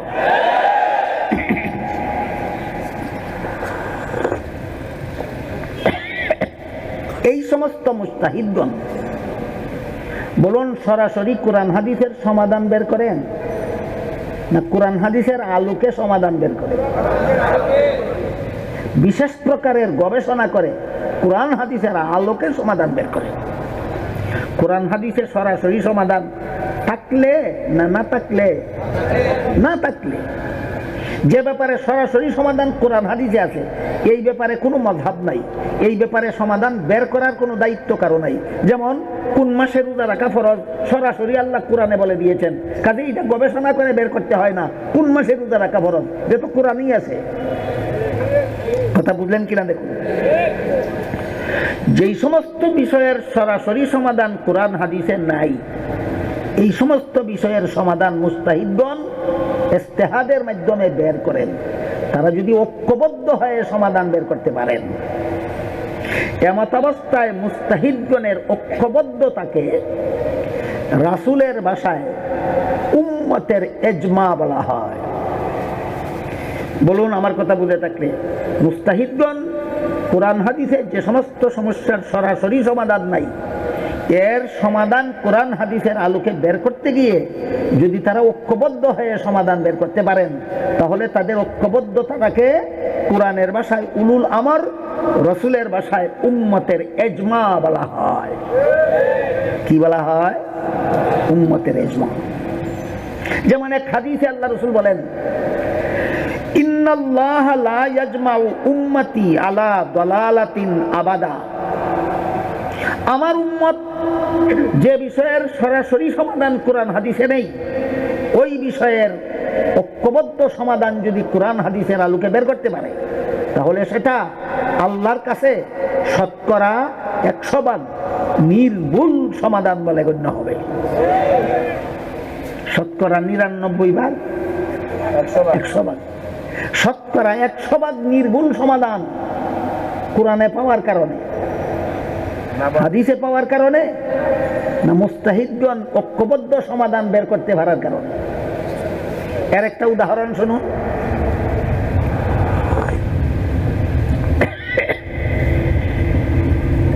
রাসূল করিম সাল্লাল্লাহু আলাইহি ওয়াসাল্লাম দুনিয়া থেকে বিদায় হওয়ার পর রাসূলের প্রথম খলিফা কে হবেন, এই প্রশ্নের জবাব কোরআনের কোনো আয়াতে নেই, রাসূলের কোনো হাদিসেও সুস্পষ্টভাবে নাই। আমার এতক্ষণের কথা বুঝে থাকলে বলুন তো, যেই প্রশ্নের জবাব সরাসরি কোরআন হাদিসের নাই, এই প্রশ্নের জবাব পাবো কোথায়? ওই মুস্তাহিদগণের হাতে অর্পণ করো। সূরা নিসার 83 নম্বর আয়াতে আল্লাহ নির্দেশ দিয়েছেন, তাদের হাতে অর্পণ করো, তারা বের করে দেবে। যেহেতু রাসূলের প্রথম খলিফা কে হবেন, এই প্রশ্নের জবাব কোরআনেও নাই, হাদিসেও নাই। এখন কি করতে হবে? ইজতিহাদ। কি করতে হবে? ইজতিহাদ। সাহাবায়ে কেরাম ইজতিহাদ করতে বসলেন। সমস্ত সাহাবাগণ ঐক্যবদ্ধভাবে সমাধান বের করলেন। কোরআন হাদিসে ছিল বলে না ছিল না বলে? ছিল না। সহিহ বুখারী শরীফে একটা হাদিস আছে, সে হাদিসে উল্লেখ আছে রাসূল যখন অন্তিম শয্যায় শায়িত ছিলেন, বিছানা ছেড়ে উঠতে পারতেছিলেন না মসজিদে নামাজের ইমামতি করার জন্য, রাসূলের পক্ষ থেকে আবু বকরকে নামাজের ইমামতের জন্য খলিফা বানিয়ে পাঠাইলেন। এই খলিফাটা হলো কোরআন হাদিসের ভাষা। বাংলা ভাষায় তার অর্থ হলো প্রতিনিধি। আমার কথা বুঝে থাকলে বলুন, কোরআন হাদিসের ভাষাটা কি? খলিফা। বাংলা ভাষায় তার অর্থ প্রতিনিধি। আবু বকরকে রাসূলের পক্ষ থেকে প্রতিনিধি বানিয়ে খলিফা বানিয়ে পাঠালেন মসজিদে নামাজের জমাতের ইমামত করার জন্য। এখান থেকে সাহাবায়ে কেরাম এই হাদিসের আলোকে গবেষণা চালালেন। গবেষণা এভাবে চালালেন যে রাসূল দুনিয়াতে থাকাকালে যে আবু বকরকে তিনি তার পক্ষ থেকে নামাজের জমাতের জন্য প্রতিনিধি সাব্যস্ত করলেন, এই আবু বকর রাসূল দুনিয়ার থেকে বিদায় হওয়ার পরও মুসলমান সমাজের জন্য রাসূলের খলিফা হওয়ার যোগ্য। রাসূল বানিয়েছিলেন নামাজের জন্য, এর আলোকে সাহাবাগণ বের করলেন সমাজের জন্য। ও রাসূল সমাজের জন্য বলেছিলেন না নামাজের জন্য? এর আলোকে তারা বের করলেন সমাজের জন্য। ব্যবধান হয়েছে কিনা বলুন? সাহাবায়ে কেরামের কারো কারো দ্বিমত ছিল না, সমস্ত সাহাবাগণ ঐক্যবদ্ধ সমাধান বের করলেন। হাদিস শরীফে রাসূল অগ্রিম বলে গিয়েছেন, কুরআন হাদিসে সরাসরি সমাধান না পেয়ে আমার উম্মত যদি এই পদ্ধতিতে সমাধান ঐক্যবদ্ধভাবে বের করতে পারে, এই ঐক্যবদ্ধ সমাধানটা কুরআনে না থাকলেও হাদিসে না থাকলেও আল্লাহর কাছে শতকরা 100% নির্ভুল সমাধান বলে গণ্য হবে। এবার বলুন, আপনারা হযরত আবু বকর সিদ্দিক রাদিয়াল্লাহু তাআলা আনহুকে রাসূলের প্রথম অযোগ্য খলিফা বিশ্বাস করেন?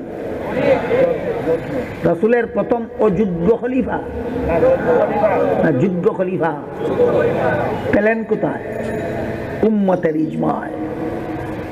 কুরআনে পেয়েছিলেন, হাদিসে পেয়েছিলেন, না উম্মতের ইজমায় পেলেন? সুতরাং যারা বলে কুরআন মানি, হাদিস মানি, আর কিছু মানি না, এদেরকে জিজ্ঞেস করুন আবু বকরকে রাসূলের প্রথম যোগ্য খলিফা মানো কিনা। যদি বলে মানি না, তুমি তো এমনিই পথভ্রষ্ট। আবু বকরকে যারা রাসূলের প্রথম যোগ্য খলিফা মানে না, এরা এখান থেকেই পথভ্রষ্ট। আর যদি বলো মানি, কোথায় পেলা? কুরআনে, হাদিসে? তুমি না বলে কুরআন হাদিস ছাড়া আর কিচ্ছু মানো না, এখন মানলা কিভাবে? কথা বুঝতে পেরেছেন আপনারা? সুতরাং এদের এই স্লোগানটা বাতিল বাতিল বাতিল।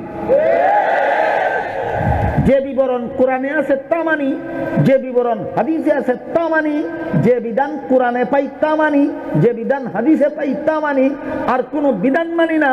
যে মুখরোচক স্লোগান হলেও এর মতো জঘন্যতম বাতিল কোনো স্লোগান হতে পারে না।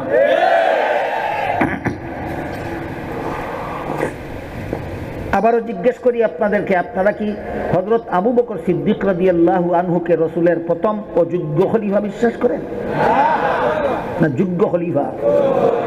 পেলেন কোথায়? উম্মতের ইজমায়। পেলেন কোথায়? কোরআনে, হাদিসে, না উম্মতের ইজমায়? এই ইজমাকে সূরা নিসার 83 নম্বর আয়াতেও আল্লাহ উলুল আমর বলেছেন। সূরা নিসার 59 নম্বর আয়াতেও আল্লাহ উলুল আমর বলেছেন। এবার বুঝতে পেরেছেন উলুল আমরের দুই ব্যাখ্যা, এক ব্যাখ্যা সরকার আর এক ব্যাখ্যা মুস্তাহিদগণের ঐক্যবদ্ধ সমাধান। উম্মতের ইজমার 3টা স্তর আছে, একটা হলো সাহাবাগণের ইজমা, আর একটা হলো মুস্তাহিদগণের ইজমা, আর একটা হলো উলামায়ে কেরামের ইজমা। আবু বকর রসুলের প্রথম যোগ্য খলিফা, এটা সাহাবাগণের ইজমা। সাহাবাগণ যে ব্যাপারে ঐক্যবদ্ধ সমাধান দেন, সেই ব্যাপারে কোনো মুস্তাহিদের অধিকার থাকে না ভিন্ন মত পোষণ করার, আলেম তো দূরের কথা। এই জন্য আবু বকর যে রসুলের প্রথম যোগ্য খলিফা, এই ব্যাপারে ইমাম আবু হানিফার দ্বিমত নাই, ইমাম শাফিঈর দ্বিমত নাই, ইমাম মালিকের দ্বিমত নাই, ইমাম আহমদ বিন হাম্বলের দ্বিমত নাই। আমার কথা বুঝে থাকলে আপনারা একটু দয়া করে বলুন তো, আবু বকর রসুলের প্রথম যোগ্য খলিফা, যা সাহাবায়ে কেরামের ইজমা, আবু হানিফার দ্বিমত নাই কেন? অধিকার নাই দ্বিমত করার। শাফিঈর দ্বিমত নাই কেন? অধিকার নাই দ্বিমত করার। ইমাম মালিকের দ্বিমত নাই কেন? দ্বিমত করার অধিকারই নাই। ইমাম আহমদের দ্বিমত নাই কেন? সাহাবায়ে কেরামের ইজমার ব্যাপারে কোনো মুস্তাহিদের দ্বিমত করার অধিকার থাকে না। আরেকটা হলো মুস্তাহিদগণের ইজমা।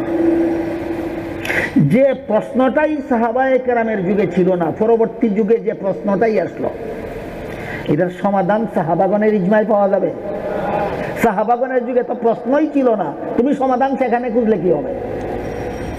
যেমন সাহাবাগণের যুগে এমন মতলববাজ মুসলমান ছিল না। কেমন মতলববাজ শুনুন, এমন মতলববাজ মুসলমান সাহাবাগণের যুগে ছিল না। কেমন মতলববাজ? হানাফি মাযহাব মতে শরীর থেকে রক্ত বের হয়ে গড়িয়ে পড়লে ওযু ভেঙে যায়, কিন্তু বিবিকে সইলে ওযু ভাঙে না। যে হানাফি মাযহাবের সমাধান।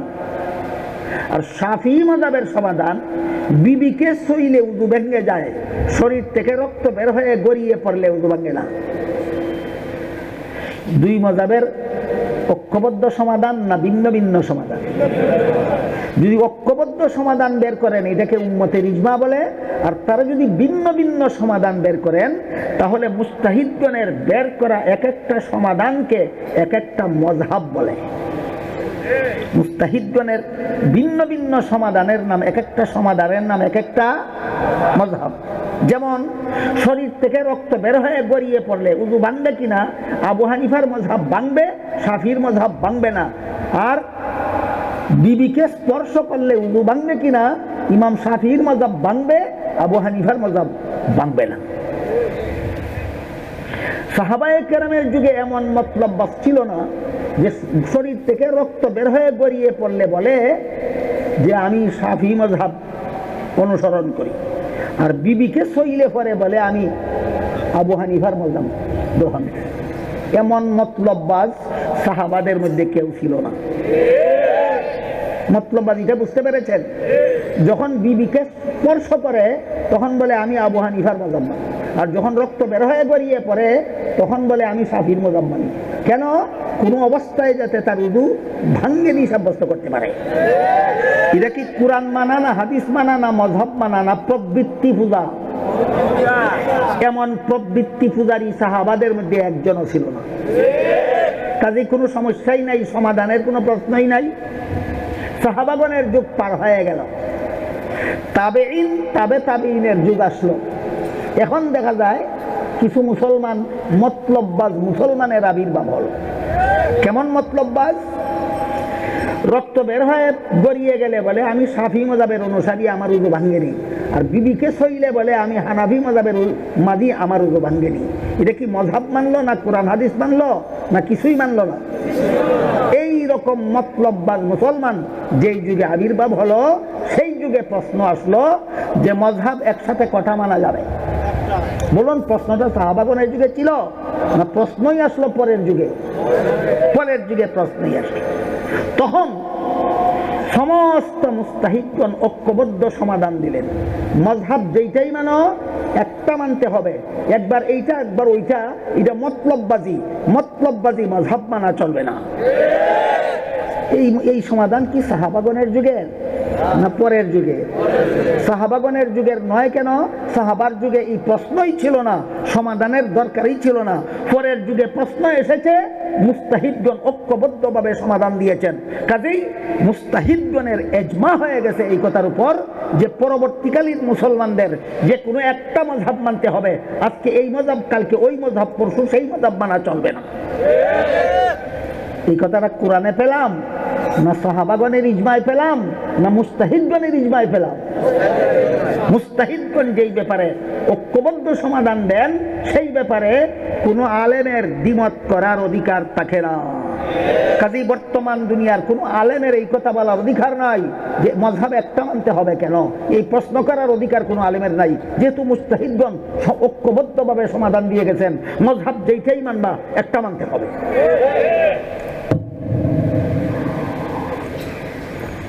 যে সাহাবাগণের ইজমা না মুস্তাহিদগণের ইজমা? মুস্তাহিদগণের ইজমা হয় যেই ব্যাপারে, সেই ব্যাপারে কোনো আলেমের দ্বিমত করার অধিকার। ধর্মের বিভিন্ন কাজে মাইকের ব্যবহার জায়েজ না না জায়েজ প্রশ্নই ছিল না সাহাবাগণের যুগে, কারণ মাইক আবিষ্কারই হয়নি তখন। চার মাযহাবের চার ইমামের যুগে প্রশ্নই ছিল না।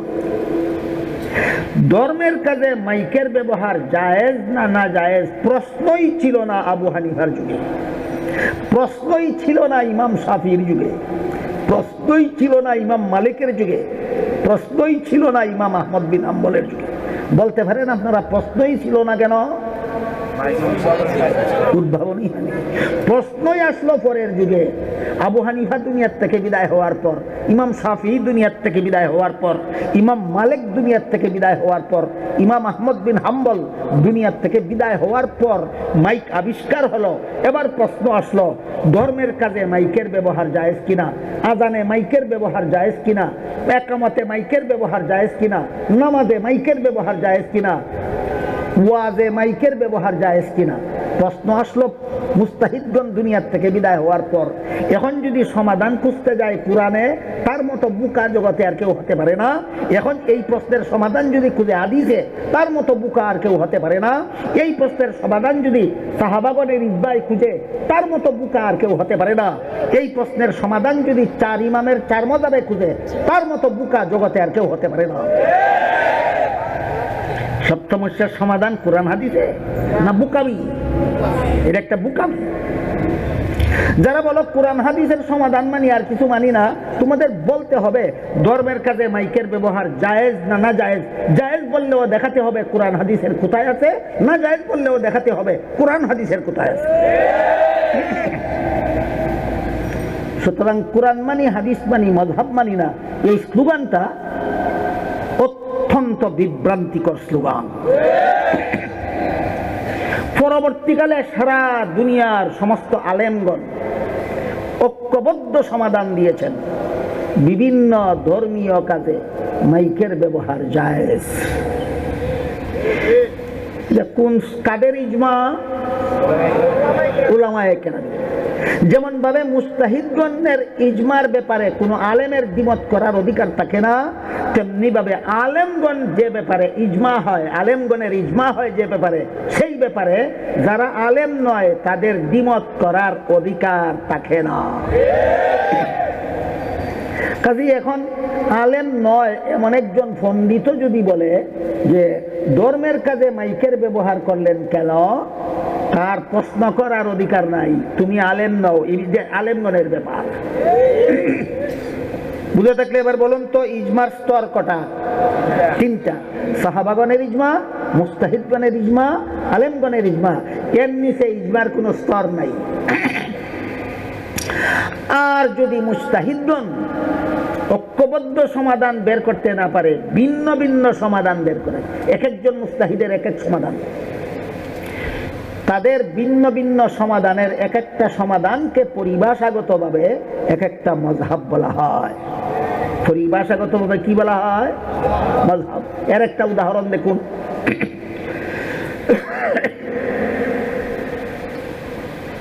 হযরত রাসূল করিম সাল্লাল্লাহু আলাইহি ওয়াসাল্লাম তারাবির নামাজ জামাতের সাথে পড়েছেন মসজিদে গিয়া 3 দিন। বলুন কদিন? 3 দিন। এরপরে রাসূল আর কোনোদিন মসজিদে গিয়া তারাবির নামাজ জামাতের সাথে পড়েননি, ঘরে একা একা পড়েছেন। এই জন্য রাসূলের ইন্তেকালের পরে রাসূলের প্রথম খলিফা হযরত আবু বকর সিদ্দিক রাদিয়াল্লাহু আনহু, ইনিও মসজিদে জামাতের সাথে তারাবির নামাজের ব্যবস্থা করেননি। রাসূল যেভাবে বাকি জীবনে একা একা তারাবির নামাজ ঘরে পড়েছেন, আবু বকর রাদিয়াল্লাহু আনহুর যুগেও যার যেভাবে সুবিধা একা একা যার যার নামাজ করে পড়ছে, কেউ ইচ্ছা করলে মসজিদে আসছে জমাতে পড়ছে, কেউ ইচ্ছা করলে ঘরে একা পড়ছে, এভাবেই গেল। সুতরাং প্রতিদিন তারাবির নামাজ মসজিদে গিয়ে জমাতে পড়ার বাধ্যবাধকতা আবু বকরের যুগে ছিল না। এটা আবু বকরের মাযহাব। দেখার মাযহাব প্রতিদিন মসজিদে গিয়ে তারাবির নামাজ জমাতের সাথে পড়ার কোনো বাধ্যবাধকতা নাই। এটা কার মাযহাব? আবু বকর সিদ্দিক রাদিয়াল্লাহু আনহু। লামাযাবিরা কিন্তু বলে যে মাযহাব বলতে কোনো জিনিস যদি ইসলামে থাকতো তাহলে আবু বকরের মাযহাব গেল কোথায়? আবু বকরের মাযহাব হাদিসের কিতাবে লেখা আছে, তুমি শিখো না কেন? বলুন তো, হযরত আবু বকরের আলাদা মাযহাব ছিল কিনা? এর মধ্যে একটা তারাবির নামাজ প্রতিদিন মসজিদে গিয়ে জমাতে পড়ার কোনো বাধ্যবাধকতা নাই। এটা কার মাযহাব? আবু বকর সিদ্দিক রাদিয়াল্লাহু আনহু। তারপরে আবু বকরের পরে হযরত উমর ফারুক রাদিয়াল্লাহু আনহু যখন খলিফা হলেন, তিনি বললেন যে রাসূল যে 3 দিনের বেশি মসজিদে গিয়া জমাতের সাথে তারাবির নামাজ পড়েননি, তার কারণও তিনি উল্লেখ করেছেন। ওই কারণে তার মসজিদে যাওয়ার ব্যবস্থা হয়নি। বর্তমানে সেই কারণ নাই, কাজে আমরা প্রতিদিন মসজিদে জমাতের সাথে তারাবির নামাজ পড়ার বাধ্যবাধকতামূলক ব্যবস্থা করব। কি কারণ ছিল রাসূল বাকি দিন মসজিদে না যাওয়ার? রাসূল নিজেই বলেন, আমি প্রথম দিন তারাবির নামাজ পড়ার জন্য মসজিদে গেলে তোমরা আশপাশের যারা ছিলে তোমরা জমাতে শরীক হলে। পরের দিন আরেকটু জানাজানি হলো, তোমাদের তারাবির জমাতের সংখ্যা আরো বড় হলো। তৃতীয় দিন আরো ব্যাপকভাবে জানাজানি হলো।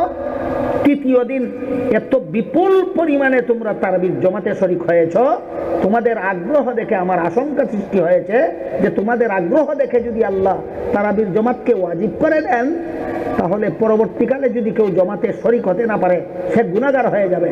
কাজেই পরবর্তী উম্মত যেন আমার গুনাহগার না হয়, এটার থেকে বাঁচাবার জন্য আমি রেগুলার মসজিদে যাইনি। আমি রেগুলার না করলে এটা আল্লাহর পক্ষ থেকে ওয়াজিব হবে না। কাজেই আমরা রাসূল থাকাকালে সম্ভাবনা ছিল ওয়াজিব হয়ে যাওয়ার। যেহেতু এখন রাসূল দুনিয়াতে নাই, এখন রেগুলার তারাবির নামাজ জমাতে পড়লে ওয়াজিব হওয়ার সম্ভাবনা নাই, তাই আমরা এখন থেকে পড়ব।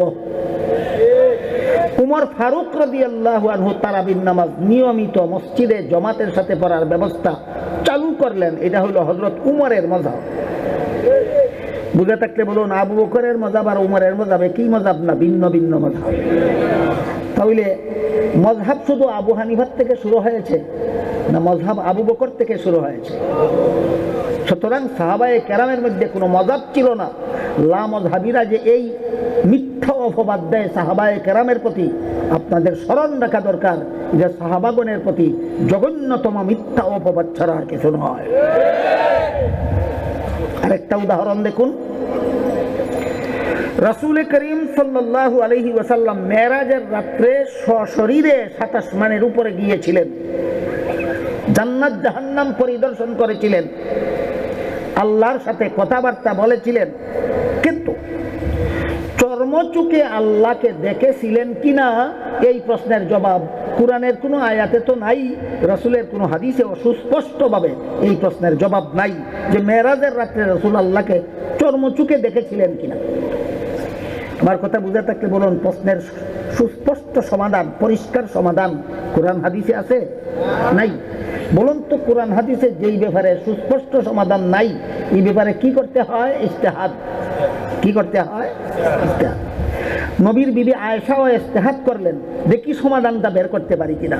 নবীর চাচাতো ভাই ইবনে আব্বাস, এই উম্মতের সর্বশ্রেষ্ঠ মুফাসসিরে কোরআন, তিনিও ইজতিহাদ করেছেন, দেখি সমাধানটা বের করতে পারি কিনা। আয়েশা ইজতিহাদ করে সমাধান দিয়েছেন, দেখেননি, এটা আয়েশার মাযহাব। ইবনে আব্বাস ইজতিহাদ করে সমাধান দিয়েছেন, দেখেছেন, এটা ইবনে আব্বাসের মাযহাব। রাসূল মেরাজের রাত্রে আল্লাহকে চাক্ষুষভাবে দেখেছিলেন কিনা এই ব্যাপারে নবীর বিবি আয়েশার মাযহাব আলাদা, নবীর চাচাতো ভাই ইবনে আব্বাসের মাযহাব আলাদা। ইসলামেও কোনো মাযহাব নাই, সাহাবাদের মধ্যেও কোনো মাযহাব ছিল না। না, নবীর বিবি আয়েশারও আলাদা মাযহাব ছিল, নবীর চাচাতো ভাই ইবনে আব্বাসেরও আলাদা মাযহাব ছিল। সুতরাং যারা বলে ইসলামে মাযহাব নাই, তারা যেমন মিথ্যুক, যারা বলে সাহাবাগণের মধ্যে মজহাব ছিল না, তারাও তেমন মিথ্যু। সাহাবায়ে কেরামের পরবর্তী মুসলমানেরা কারা? তাবেঈন। এক হাদিসে রাসূল বলেন, খায়রুল কুরুনি কারনি সুম্মাল্লাযীনা ইয়ালুনাহুম সুম্মাল্লাযীনা ইয়ালুনাহুম সুম্মা ইয়াফশুল কিযব আও কামা ক্বালা আলাইহিস সালাতু ওয়াস সালাম। আল্লাহ রাসূল বলেন, আমার যুগের মুসলমান সর্বশ্রেষ্ঠ মুসলমান। বলুন তো রাসূলের যুগের মুসলমান কারা? তারপরে সাহাবাগণের পরের যুগের মুসলমান 2 নম্বরে সর্বশ্রেষ্ঠ মুসলমান। বলুন সাহাবাগণের পরের যুগের মুসলমান কারা? তাবেঈন। তারপরে বলেন তাবেঈনের পরের যুগের মুসলমান 3 নম্বরে শ্রেষ্ঠ মুসলমান। এই 3 দল মুসলমানকে আল্লাহ রাসূল সত্যায়ন করে গেছেন, এরা সত্যায়িত মুসলমান। এই 3 দলের সাহাবাগণের সবাই আর তাবেঈন তাবে তাবেঈনের অধিকাংশ যেই পথে জীবনযাপন করেন, সেই পথটাই কিয়ামত পর্যন্ত সারা দুনিয়ার সমস্ত মুসলমানদের জন্য হেদায়েতের পথ। 1 নম্বরে শ্রেষ্ঠ মুসলমান সাহাবাগণ, 2 নম্বরে শ্রেষ্ঠ মুসলমান তাবেঈন, 3 নম্বরে শ্রেষ্ঠ মুসলমান তাবে তাবেঈন। তাবেঈনের মধ্যে সবচেয়ে বড় মুজতাহিদ ছিলেন ইমাম আবু হানিফা রাহমাতুল্লাহ আলাইহি। তাবেঈনদের মধ্যে সর্বশ্রেষ্ঠ মুজতাহিদ ছিলেন ইমাম আবু হানিফা রাহমাতুল্লাহ। ইমাম আবু হানিফা সারা দুনিয়ার এক একক ব্যক্তি, যিনি ইসলামের বিধানগুলিকে বিভিন্ন অধ্যায় এবং পরিচ্ছেদে বিন্যস্ত করেছেন। এই দুনিয়াতে সর্বপ্রথম ইমাম আবু হানিফা রাহমাতুল্লাহ। ইসলামের বিধানগুলিকে বিভিন্ন অধ্যায়ে বিভিন্ন পরিচ্ছেদে বিন্যস্ত করেছেন দুনিয়াতে সর্বপ্রথম কে? ইমাম আবু হানিফা। ইমাম আবু হানিফার সেই ধারা অনুপাতে, ইমাম আবু হানিফার সেই বিন্যস্ত পদ্ধতিতে ইমাম বুখারী সহিহ বুখারী শরীফ লিখেছেন। ইমাম আবু হানিফার এই ধারা অনুসরণ করে ইমাম মুসলিম সহিহ মুসলিম শরীফ লিখেছেন। সমস্ত হাদিস বিশারদগণ যত হাদিসের কিতাব লিখেছেন, সমস্ত মুহাদ্দিসগণ সবগুলি হাদিসের কিতাব ইমাম আবু হানিফার বিন্যাসের অনুকরণ করেছেন। সুতরাং দুনিয়ার সমস্ত মুহাদ্দিসগণ, সমস্ত হাদিস চর্চাকারীগণ তাদের লিখিত হাদিসের কিতাব লেখার ব্যাপারে ইমাম আবু হানিফার কাছে ঋণী। ইমাম আবু হানিফার কাছে ঋণী।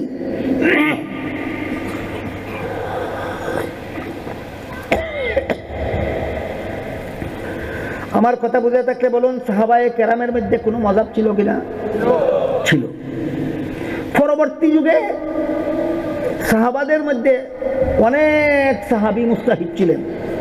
প্রত্যেক মুজতাহিদ সাহাবীর এক একটা মজাব ছিল। পরবর্তী যুগের মুসলমানদের এত সব মজহাব জানা, বুঝা, শিক্ষা, পালন করা অত্যন্ত কঠিন হবে চিন্তা করে 4 মজহাবের 4 ইমাম সাহাবাগণের সমস্ত মজহাবকে 4 মজহাবে সমন্বয় সাধন করে দিয়েছেন। বলুন, সাহাবাদের 4 মজহাব ছিল না বহু মজহাব? বহু মজহাব চিনা জানা বুঝা মুসলমানদের জন্য সহজ হইতো না 4 মজহাবের সমন্বয় করার কারণে সহজ হইল? 4 মজহাবের 4 ইমাম সাহাবাগণের সমস্ত মজহাবকে 4 মজহাবে সমন্বয় করে দিয়েছে। বলুন, সাহাবাদের 4 মজহাব ছিল না বহু মজহাব? বহু মজহাব চিনা জানা বুঝা মুসলমানদের জন্য সহজ হইতো না 4 মজহাবের সমন্বয় করার কারণে সহজ হইল? 4 মজহাবের 4 ইমাম সাহাবাগণের সমস্ত মজহাবকে 4 মজহাবে সমন্বয় করে দিয়েছে। পবিত্র কোরআনের এক আয়াতে আল্লাহ বলেন, নারীরা ভিন্ন পুরুষের কাছে নিজেদের সৌন্দর্য প্রকাশ করবে না। ওয়ালা ইউবদিনা যিনাতাহুন্না, নারীরা তাদের সৌন্দর্য ভিন্ন পুরুষের কাছে প্রকাশ করবে না। তবে নারীর সুন্দর কি এর কোনো নাম নাই কোরআনে। তাহলে সুস্পষ্ট না অস্পষ্ট? কোরআনে যদি কোনো বিধান অস্পষ্ট থাকে, তাহলে তার সুস্পষ্ট সমাধান বের করার উপায় কি? ইজতিহাদ। বের করার উপায় কি? ইজতিহাদ। বিশিষ্ট সাহাবী হযরত আব্দুল্লাহ ইবনে আব্বাস ইজতিহাদ করেছেন। আল্লাহ যে বললেন নারীর সুন্দর ভিন্ন পুরুষকে দেখাবে না, এখানে সুন্দর বলতে কি বোঝায়? রাসূলের বিশিষ্ট সাহাবী আব্দুল্লাহ ইবনে মাসউদও ইজতিহাদ করলেন আল্লাহ এখানে সুন্দর বলতে কি বোঝালেন। দুইজন দুই ব্যাখ্যা করলেন। আব্দুল্লাহ ইবনে আব্বাস বলেন নারীর সুন্দর ভিন্ন পুরুষের সামনে প্রকাশ করবে না, এর মানে হলো চেহারা ছাড়া আর কোনো অঙ্গ প্রকাশ করবে না। খুব সংক্ষেপে বলছি, ব্যাখ্যা অনেক লম্বা। চেহারা ছাড়া আর কোনো সুন্দর প্রকাশ করবে না। ইবনে আব্বাসের মজাব হলো নারীরা নিজেদের চেহারা ভিন্ন পুরুষের সামনে খুলতে পারে। যে কার মজাব? ইবনে আব্বাসের মজাব। ইবনে মাসউদের মজাব হলো না, নারীদের চেহারা শরীরের অঙ্গ অন্যান্য অঙ্গ থেকে আরো বেশি সুন্দর। আপনাদের কাছে কার মজাবটা বেশি যুক্তিসঙ্গত মনে হয়? ইবনে আব্বাস বলেন নারীর শরীরের কোন সুন্দর ভিন্ন নারী পুরুষের সামনে প্রকাশ করতে পারবে না, তবে চেহারা প্রকাশ করতে পারবে। এটা কার মজাব? ইবনে আব্বাসের মজাব। ইবনে মাসউদ বলেন চেহারা তো শরীরের অন্য অঙ্গ থেকে আরো বেশি সুন্দর, কাজে অন্য অঙ্গ যদি প্রকাশ করতে পারে না, চেহারা তো কোনো অবস্থাতেই প্রকাশ করতে পারবে না। এটা কার মজাব? ইবনে মাসউদের। রাসূলের দুইজন বিশিষ্ট সাহাবী, একজন ইবনে আব্বাস, একজন ইবনে মাসউদ। বলুন দুইজনের এক মজাব না ভিন্ন ভিন্ন মজাব? সুতরাং সাহাবাদের মধ্যে কোনো মজাব ছিল না। যে বলে তার মতো গণ্য মূর্খ জগতে আর কেউ হতে পারে না। আপনাদের কাছে কার মজাবটা অধিক যুক্তিসঙ্গত মনে হয়? ইবনে মাসউদ। তাহলে ইবনে মাসউদের মজাব ইবনে আব্বাসের মজাবটা কি একেবারেই ফালতু? অবশ্যই না। এই জন্য হানাফি মজাব এই দুই সাহাবীর মজাবকে কেমনে সমন্বয় সাধন করেছে এটা হলো আপনাদের বোঝার ব্যাপার। হানাফি মজাব এই দুই সাহাবীর মজাবকে একত্র করে দিয়েছে। এখন হানাফি মজাব পালন করলে ইবনে আব্বাসের মজাবও পালন হয়ে যায়, ইবনে মাসউদের মজাবও পালন হয়ে যায়। এইভাবে চার মজহাব সমস্ত সাহাবাগণের মজহাবের মধ্যে সমন্বয় সাধন করে দিয়েছে। আমরা আপাতত শুধু হানাফি মজাব, ইবনে আব্বাসের মজাব এবং ইবনে মাসউদের মজাবকে সমন্বয় সাধন কিভাবে করলো এটা বোঝার চেষ্টা করি। হানাফি মজাব বলে যে সমাজের পুরুষ এমন সভ্য যে কোনো নারী প্রয়োজনবশত তার চেহারা খুললেও সেদিকে ফিরে তাকায় না, এমন সভ্য পুরুষ যে সমাজে থাকে সেই সমাজের জন্য ইবনে আব্বাসের মজহাব পালন যথেষ্ট। বুঝাতে পারছি আপনাদের? হানাফি মজহাব বলে যে সমাজের পুরুষ এত বড় সভ্য যে কোনো নারী প্রয়োজনবশত তার চেহারা খুললেও পুরুষ সেদিকে ফিরে তাকায় না, সেই সমাজে ইবনে আব্বাসের মজহাব পালন যথেষ্ট। কিন্তু যে সমাজের পুরুষ যুবতী নারী কোনো প্রয়োজনবশত চেহারা খুললে সুযোগ মতো তা দেখার চেষ্টা করে, এই সমাজের জন্য ইবনে মাসউদের মজহাব পালন করতে হবে। এবার বলুন তো আমার কথা বুঝে থাকলে মেয়ে লোকে চেহারা কার সামনে খুলবে কার সামনে খুলবে না এই ব্যাপারে দুই সাহাবীর দুই মজহাব। হানাফি মজহাব মানলে কোন সাহাবীর মজহাব মানা বাকি থাকে না? হানাফি মজহাব মানলে উভয় সাহাবীর মজহাব মানা হয়। তাহলে পরবর্তীকালে চার মজহাব প্রসিদ্ধি লাভ করলো কেন? কারণ সাহাবাগণের বহু মজহাব ছিল। চার মজহাব সমস্ত সাহাবাগণের সবগুলি মজহাবকে এভাবে সমন্বয় সাধন করে দিয়েছে। বর্তমান দুনিয়াতে চার মজহাবের অনুসারী যারা, তারা সমস্ত সাহাবাগণের মজহাবের অনুসারী। বর্তমান দুনিয়াতে চার মজহাবের অনুসরণ যারা করে না, তাদের পক্ষে কোনো সাহাবীর মজহাবের অনুসরণ সম্ভব নয়।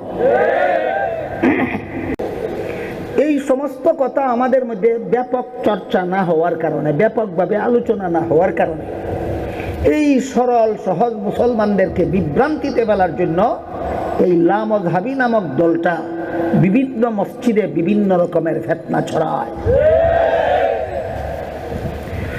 এই জন্য কোন দেশের মুসলমান কোন মজহব পালন করতে হবে এই কথাটা জরুরি ভিত্তিতে আমি বলে ফেলি এক্ষুনি। এই প্রশ্নের সমাধানও একটা হাদিসের আলোকে পাওয়া যায়। হাদিসটা হলো রাসূল করিম সাল্লাল্লাহু আলাইহি ওয়াসাল্লাম হযরত মুআজ ইবনে জাবাল রাদিয়াল্লাহু তাআলা আনহুকে ইয়ামান প্রদেশের শাসনকর্তা নিয়োগ করে যখন পাঠাচ্ছিলেন, তখন মুআজকে রাসূল জিজ্ঞাসা করেছিলেন, ইয়ামানবাসীর প্রশ্নাবলীর সমাধান তুমি কোথা থেকে দিবা? মুআজ বলেন, আল্লাহর কোরআন থেকে দেব। রাসূল জিজ্ঞাসা করেন, যে প্রশ্নের সমাধান কোরআনে না পাও সেই প্রশ্নের সমাধান কোত্থেকে দেবা? তিনি বলেন, রাসূলের হাদিস থেকে দেব। রাসূল মুআজকে জিজ্ঞাসা করেন, যে প্রশ্নের সমাধান হাদিসে না পাও সেই প্রশ্নের সমাধান কোথা থেকে দেবা? হাদিস দ্বারা পরিষ্কার হয়ে গেল সব প্রশ্নের সমাধান সরাসরি কোরআনেও পাওয়া যাবে না, সব প্রশ্নের সমাধান সরাসরি হাদিসেও পাওয়া যাবে না। এই জন্য রাসূল জিজ্ঞাসা করেন, যে প্রশ্নের সমাধান কোরআনেও না পাও হাদিসেও না পাও সেই প্রশ্নের সমাধান কোথা থেকে দেবা? তিনি বলেন, ইজতিহাদ করে দেব। রাসূল জিজ্ঞাসা করেন, কোথা থেকে দেবা? সাহাবী জবাব দেন, ইজতিহাদ করে দেব। রাসূল শুধু সমর্থন নয়, খুশি হয়ে আল্লাহর শুকরিয়া আদায় করেছেন। সুতরাং ইজতিহাদের দ্বারা সমাধান দেওয়া রাসূলের সমর্থিত, রাসূলের সমর্থিত। এবার বলুন তো, ইয়ামানবাসীর প্রশ্নের সমাধান মুআজ ইজতিহাদ করে বের করে দিলে এটা মুআজের মাযহাব না ইজমা? কেমনে ইজমা হবে? মুআজের সাথে আর কাউকে তো সে দেশে রাসূল পাঠাননি। মুআজকে অন্য কোনো মুস্তাহিদ, রাসূল ইয়ামান দেশে অন্য কোনো মুস্তাহিদকে পাঠিয়েছিলেন না একা মুআজকে পাঠিয়েছিলেন? তাইলে মুআজ ইজতিহাদ করে ইয়ামানবাসীকে যে সমাধান দিবেন এটা ইজমা হবে না মুআজের মাযহাব? মুআজের মাযহাব। মুআজের এককভাবে মুআজের মাযহাব পালনের ব্যবস্থা দিলেন ইয়ামানবাসীকে। কেন? ইয়ামানবাসীর জন্য মুআজের মাযহাব ছাড়া সমাধান পাওয়ার আর কোনো উপায় নাই। এই হাদিসের দ্বারা রাসূল পরিষ্কার করে দিলেন পরবর্তীকালে কিয়ামত পর্যন্ত কোন দেশের মুসলমান কার মাযহাব পালন করবে, যেই দেশে যার মাযহাব চালু আছে।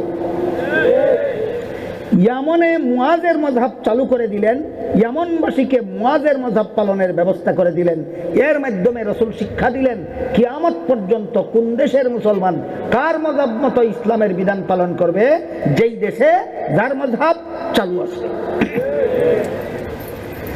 হাদিসের আলোকে সমাধান বুঝে থাকলে বলুন তো, বাংলাদেশে কার মাযহাব চালু আছে?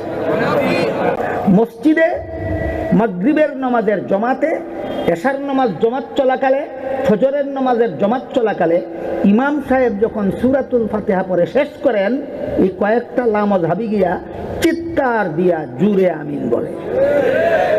যদি জিজ্ঞাসা করা হয়, আমরা সারা জীবন বড় আস্তে আমিন বলে আসি, তোমরা আজকে আবার জুড়ে আমিন নিয়ে আসলে কোত্থেকে?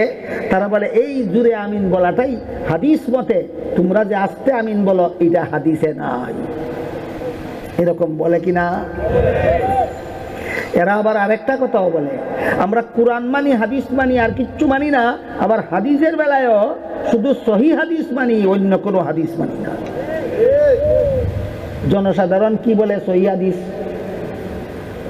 জনসাধারণ তো বুঝে সহিহ অর্থ শুদ্ধ, আর সহিহ না মানি ভুল।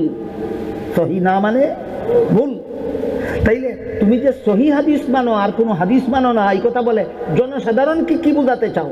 জনসাধারণ তো মনে করে ঠিকই তো কথা, সহিহ হাদিস মানে শুদ্ধ হাদিস, এইটাই তো মানতে হবে। যেই হাদিস ভুল সেটা মানবো কেন? এটাই তো বুঝে। তোমাদের জিজ্ঞাসা করতে চাই, রসুলের কথাকে তো হাদিস বলে, তুমি যে শুধু সহিহ হাদিস মানো, অন্য হাদিসগুলি মানো না, তোমার রাসূল জীবনে ভুল কথা কটা বলেছিলেন? তাহলে তুমি সহিহ হাদিস আর গায়ে সহিহ হাদিস বলে কি কুরাক ডিম নিজেই বুঝো, জনগণকে কি কুরাক ডিম বোঝাতে চাও? ইলমে হাদিসের পরিভাষায় সহিহ হাদিস অর্থ শুদ্ধ হাদিস নয়, এটা একটা পারিভাষিক শব্দ। এটা একটা পারিভাষিক শব্দ। এখানে সহিহ হাদিস অর্থ শুদ্ধ হাদিস নয়, জয়ীফ হাদিস অর্থ দুর্বল হাদিস নয়। আমি আশা করি আপনারা কমপক্ষে এতটুকু জানেন যে রাসূলের কথাকেও যত জিনিসকে হাদিস বলা হয়, এর মধ্যে এক নম্বরে রাসূলের কথাকে রাসূলের হাদিস বলা হয়। রাসূলের কিছু কথা আছে সহিহ আর কিছু কথা আছে গলত। তাহলে সহিহ হাদিস কি আর জয়ীফ হাদিস কি? রাসূলের তিনটা জিনিসকে রাসূলের হাদিস বলা হয়: রাসূলের কথা, রাসূলের কাজ, রাসূলের সমর্থন। বলুন কটা জিনিসকে রাসূলের হাদিস বলা হয়? রাসূলের কথাও রাসূলের হাদিস, রাসূলের কাজও রাসূলের হাদিস, রাসূলের সমর্থনও রাসূলের হাদিস।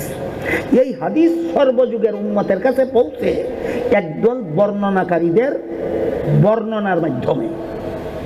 হাদিসের বর্ণনাকারী হওয়ার জন্য কোনো যোগ্যতার দরকার নাই মনে করে, যথেষ্ট পরিমাণ যোগ্যতার দরকার হয়, কিন্তু কোনো একটা যোগ্যতা সর্বলোকের মধ্যে এক সমানভাবে হয় না। তাই হাদিস বর্ণনাকারীদের যোগ্যতাটাকে 3 ভাগে ভাগ করা হয়েছে। উত্তম যোগ্যতা সম্পন্ন বর্ণনাকারী, মধ্যম যোগ্যতা সম্পন্ন বর্ণনাকারী, নিম্নতম যোগ্যতা সম্পন্ন বর্ণনাকারী। আমার কথা বুঝে থাকলে বলুন, হাদিস বর্ণনাকারীদের যোগ্যতা কত প্রকার? উত্তম, মধ্যম, নিম্নতম। ইলমে হাদিসের পরিভাষায় উত্তম যোগ্যতা সম্পন্ন বর্ণনাকারীদের বর্ণিত হাদিসকে সহিহ হাদিস বলা হয়। মধ্যম যোগ্যতা সম্পন্ন বর্ণনাকারীদের বর্ণিত হাদিসকে হাসান হাদিস বলা হয়। নিম্নতম যোগ্যতা সম্পন্ন, নাকি অযোগ্য? হ্যাঁ, অযোগ্য নয়, নিম্নতম যোগ্যতা সম্পন্ন বর্ণনাকারীদের বর্ণিত হাদিসকে ইলমে হাদিসের পরিভাষায় জয়ীফ হাদিস বলা হয়। জয়ীফ শব্দের অর্থ দুর্বল। রাসূলের কথা দুর্বল নয়, বর্ণনাকারীর যোগ্যতা দুর্বল। এরা কথায় কথায় বলে জয়ীফ হাদিস মানি না, জয়ীফ হাদিস মানি না। জয়ীফ অর্থ তো দুর্বল। দুর্বল হওয়ার কারণে রাসূলের কথা মানো না। তোমার বাবা যদি দুর্বল হয়ে যায়, বাবা মানবা কিনা বলো? বর্ণনাকারীর যোগ্যতা দুর্বল হওয়ার কারণে যদি তুমি রাসূলের হাদিস মানো না, তোমার বাবা যদি বৃদ্ধ হতে হতে দুর্বল হয়ে যায়, তাকে বাবা মানবা কিনা বলো? বলুন, আমার বাবা দুর্বল হয়ে গেলে বাবা মানবো না? অবশ্যই। তবে বাবাকে আর কঠিন কাজের দায়িত্ব দেব না, এটা হলো কথা। বাবাকে আর কঠিন কাজের দায়িত্ব দিব না। ঠিক তেমনি ভাবে হাদিসের বর্ণনাকারী যদি দুর্বল হয়, যোগ্যতা যদি দুর্বল হয়, অবশ্যই এটা রাসূলের হাদিস মানতে হবে, কিন্তু কঠিন বিষয় এই হাদিসের দ্বারা আর প্রমাণ করব না। এই জন্য মুহাদ্দিসিনে কেরাম সহিহ হাদিস, জয়ীফ হাদিস, হাসান হাদিস, কোন হাদিসের দ্বারা কি প্রমাণ হয় পরিষ্কার করে দিয়েছেন। ইসলামের আকীদা বিশ্বাস সহিহ হাদিসের দ্বারা প্রমাণ হয়। ইসলামী আমল হাসান হাদিসের দ্বারা প্রমাণ হয়। ইসলামী কোনো আমলের ফজিলত জয়ীফ হাদিসের দ্বারাও প্রমাণ হয়। বলেন আপনারা কোন হাদিস মানবেন, কোন হাদিস মানবেন না? সহিহ হাদিস মানবেন কোন বেলায়? আকীদা প্রমাণের বেলায়। হাসান হাদিস মানবেন কোন বেলায়? আমল প্রমাণের বেলায়। জয়ীফ হাদিস মানতে হবে কোন বেলায়? ফজিলতের বেলায়। মুজাবিরা শবে বরাত মানে না। বলুন, শবে বরাতের হাদিস নাই? হাদিস কি অযোগ্য লোকেরা বর্ণনা করেছে না নিম্নতম যোগ্যতা সম্পন্ন? রাসূলের হাদিস মানতেই হবে। তবে কেউ যদি শবে বরাতের ইবাদত করে না, তাকে দোষারোপ করা যাবে না। কেন? এই হাদিস এত শক্তিশালী যোগ্যতা সম্পন্নদের বর্ণিত নয় যে পালন না করলে তাকে দোষারোপ করা যায়, এত শক্তিশালী নয়। এই জন্য যার ইচ্ছা পালন করবে, যার ইচ্ছা না করবে। আরো মজার কথা শুনুন। এই লামাজাবিরা বলে কোরআন মানি, হাদিস মানি, আর কিচ্ছু মানি না, আর হাদিসের মধ্যে শুধু সহিহ হাদিস মানি, অন্য হাদিস মানি না। বলে কিনা? ইমাম সাহেব যখন সূরাতুল ফাতিহা পড়ে শেষ করেন, তখন এরা চিৎকার দিয়ে আমিন বলে। এটা হানাফি মাযহাবের সিদ্ধান্ত না হানাফি মাযহাব বিরোধী? মুয়াজ সংক্রান্ত হাদিস বুঝে থাকলে বলুন, কোন দেশের মুসলমান কোন মাযহাব মতো আমল করবে? যেই দেশে যেই মাযহাব চালু আছে। বাংলাদেশে কোন মাযহাব চালু আছে? হানাফি মাযহাব মতো আস্তে আমিন বলা সুন্নত। এখানে দূরে আমিন বলা দুষ্টামি আর ইত্রামি ছাড়া কিছু নয়। এখানে হাদিসের দোহাই দাও, শোনো। তাহলে যেই হাদিসে, যত হাদিসে আমিন বলার কথা আছে, এর মধ্যে জুরে আমিন বলার যে হাদিসটা সহিহ, একটা হাদিস আছে জুরে আমিন বলার, এবং হাদিসটা সহিহ। হাদিসের বর্ণনাকারী হলেন হযরত ওয়াইল ইবনে হুজর রাদিয়াল্লাহু আনহু। ওয়াইল নামের একজন সাহাবী, ইয়ামান দেশে বাড়ি ছিল। তিনি নবাবজাদা ছিলেন, নবাবের ছেলে ছিলেন। তিনি বলেন, আমি ইসলাম গ্রহণ করার পর থেকে রাসূল একটানা 20 দিন আমাকে সাথে নিয়ে নামাজ পড়েছেন, যেন রাসূলের নামাজ দেখে দেখে আমি নামাজ শিখতে পারি। ইনি জুরে আমিন বলার সহি হাদিসের বর্ণনাকারী, জুরে আমিন বলার সহি হাদিসের বর্ণনাকারী। তিনি বলেন যে 20 দিন রাসূল আমাকে সাথে নিয়ে নামাজ পড়েছেন, আমাকে নামাজ শিক্ষা দেওয়ার জন্য।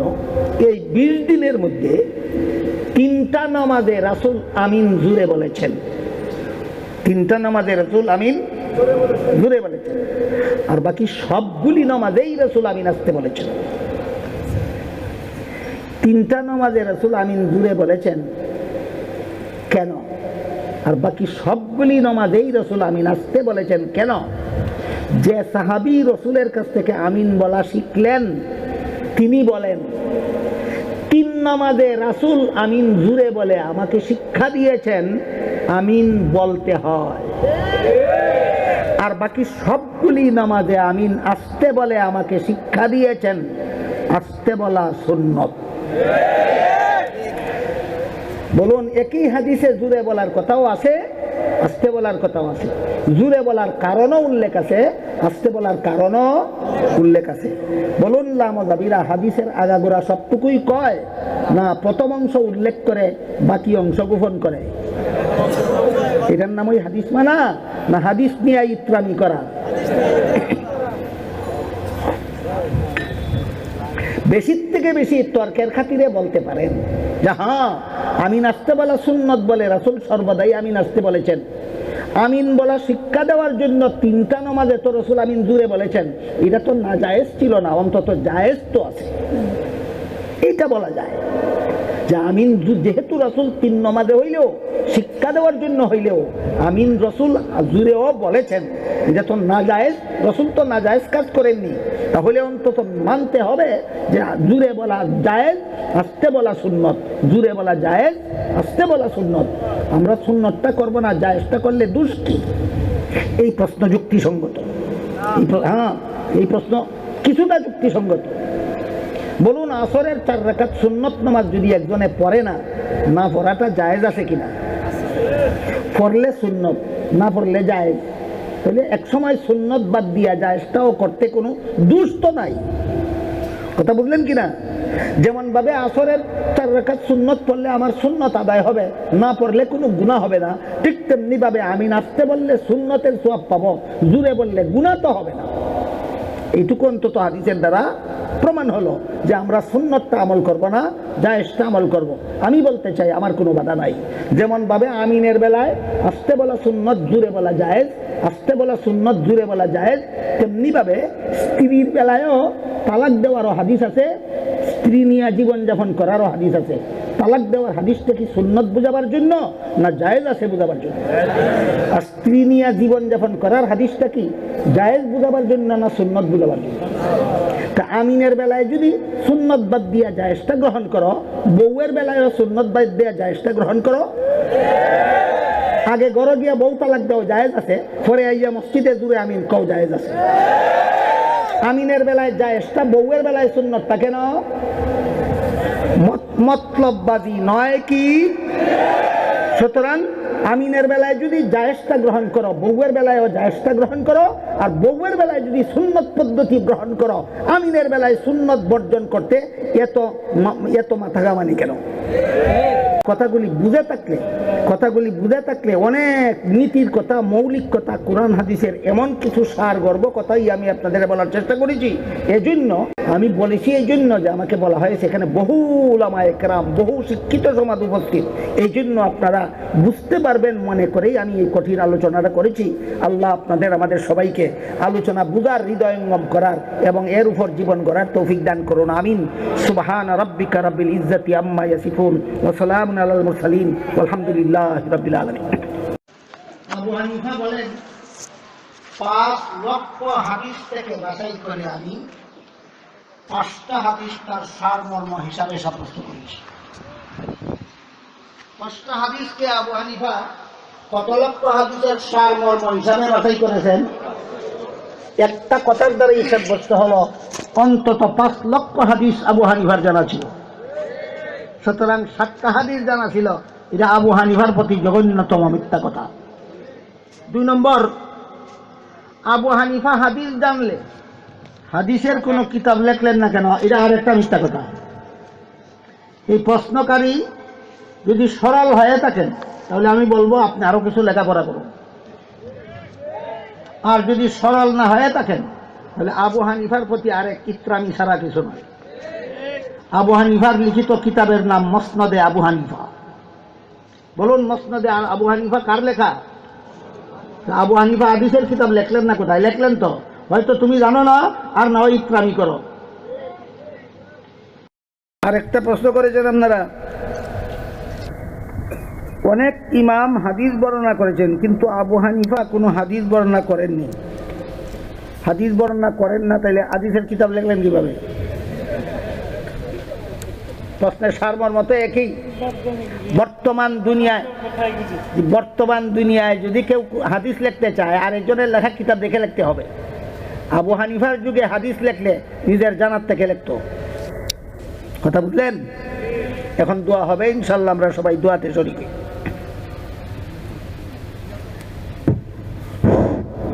প্রাইমারি পড়েন, তারপরে কলেজে যাইবেন। আগে আমাদের যে খতিব ইমাম আছে একক কাছে বসেন, এই সমস্ত উত্তর এখানে অলিপুরি সাহেবের দরকার হবে না, আগে ওইখানে শিখেন।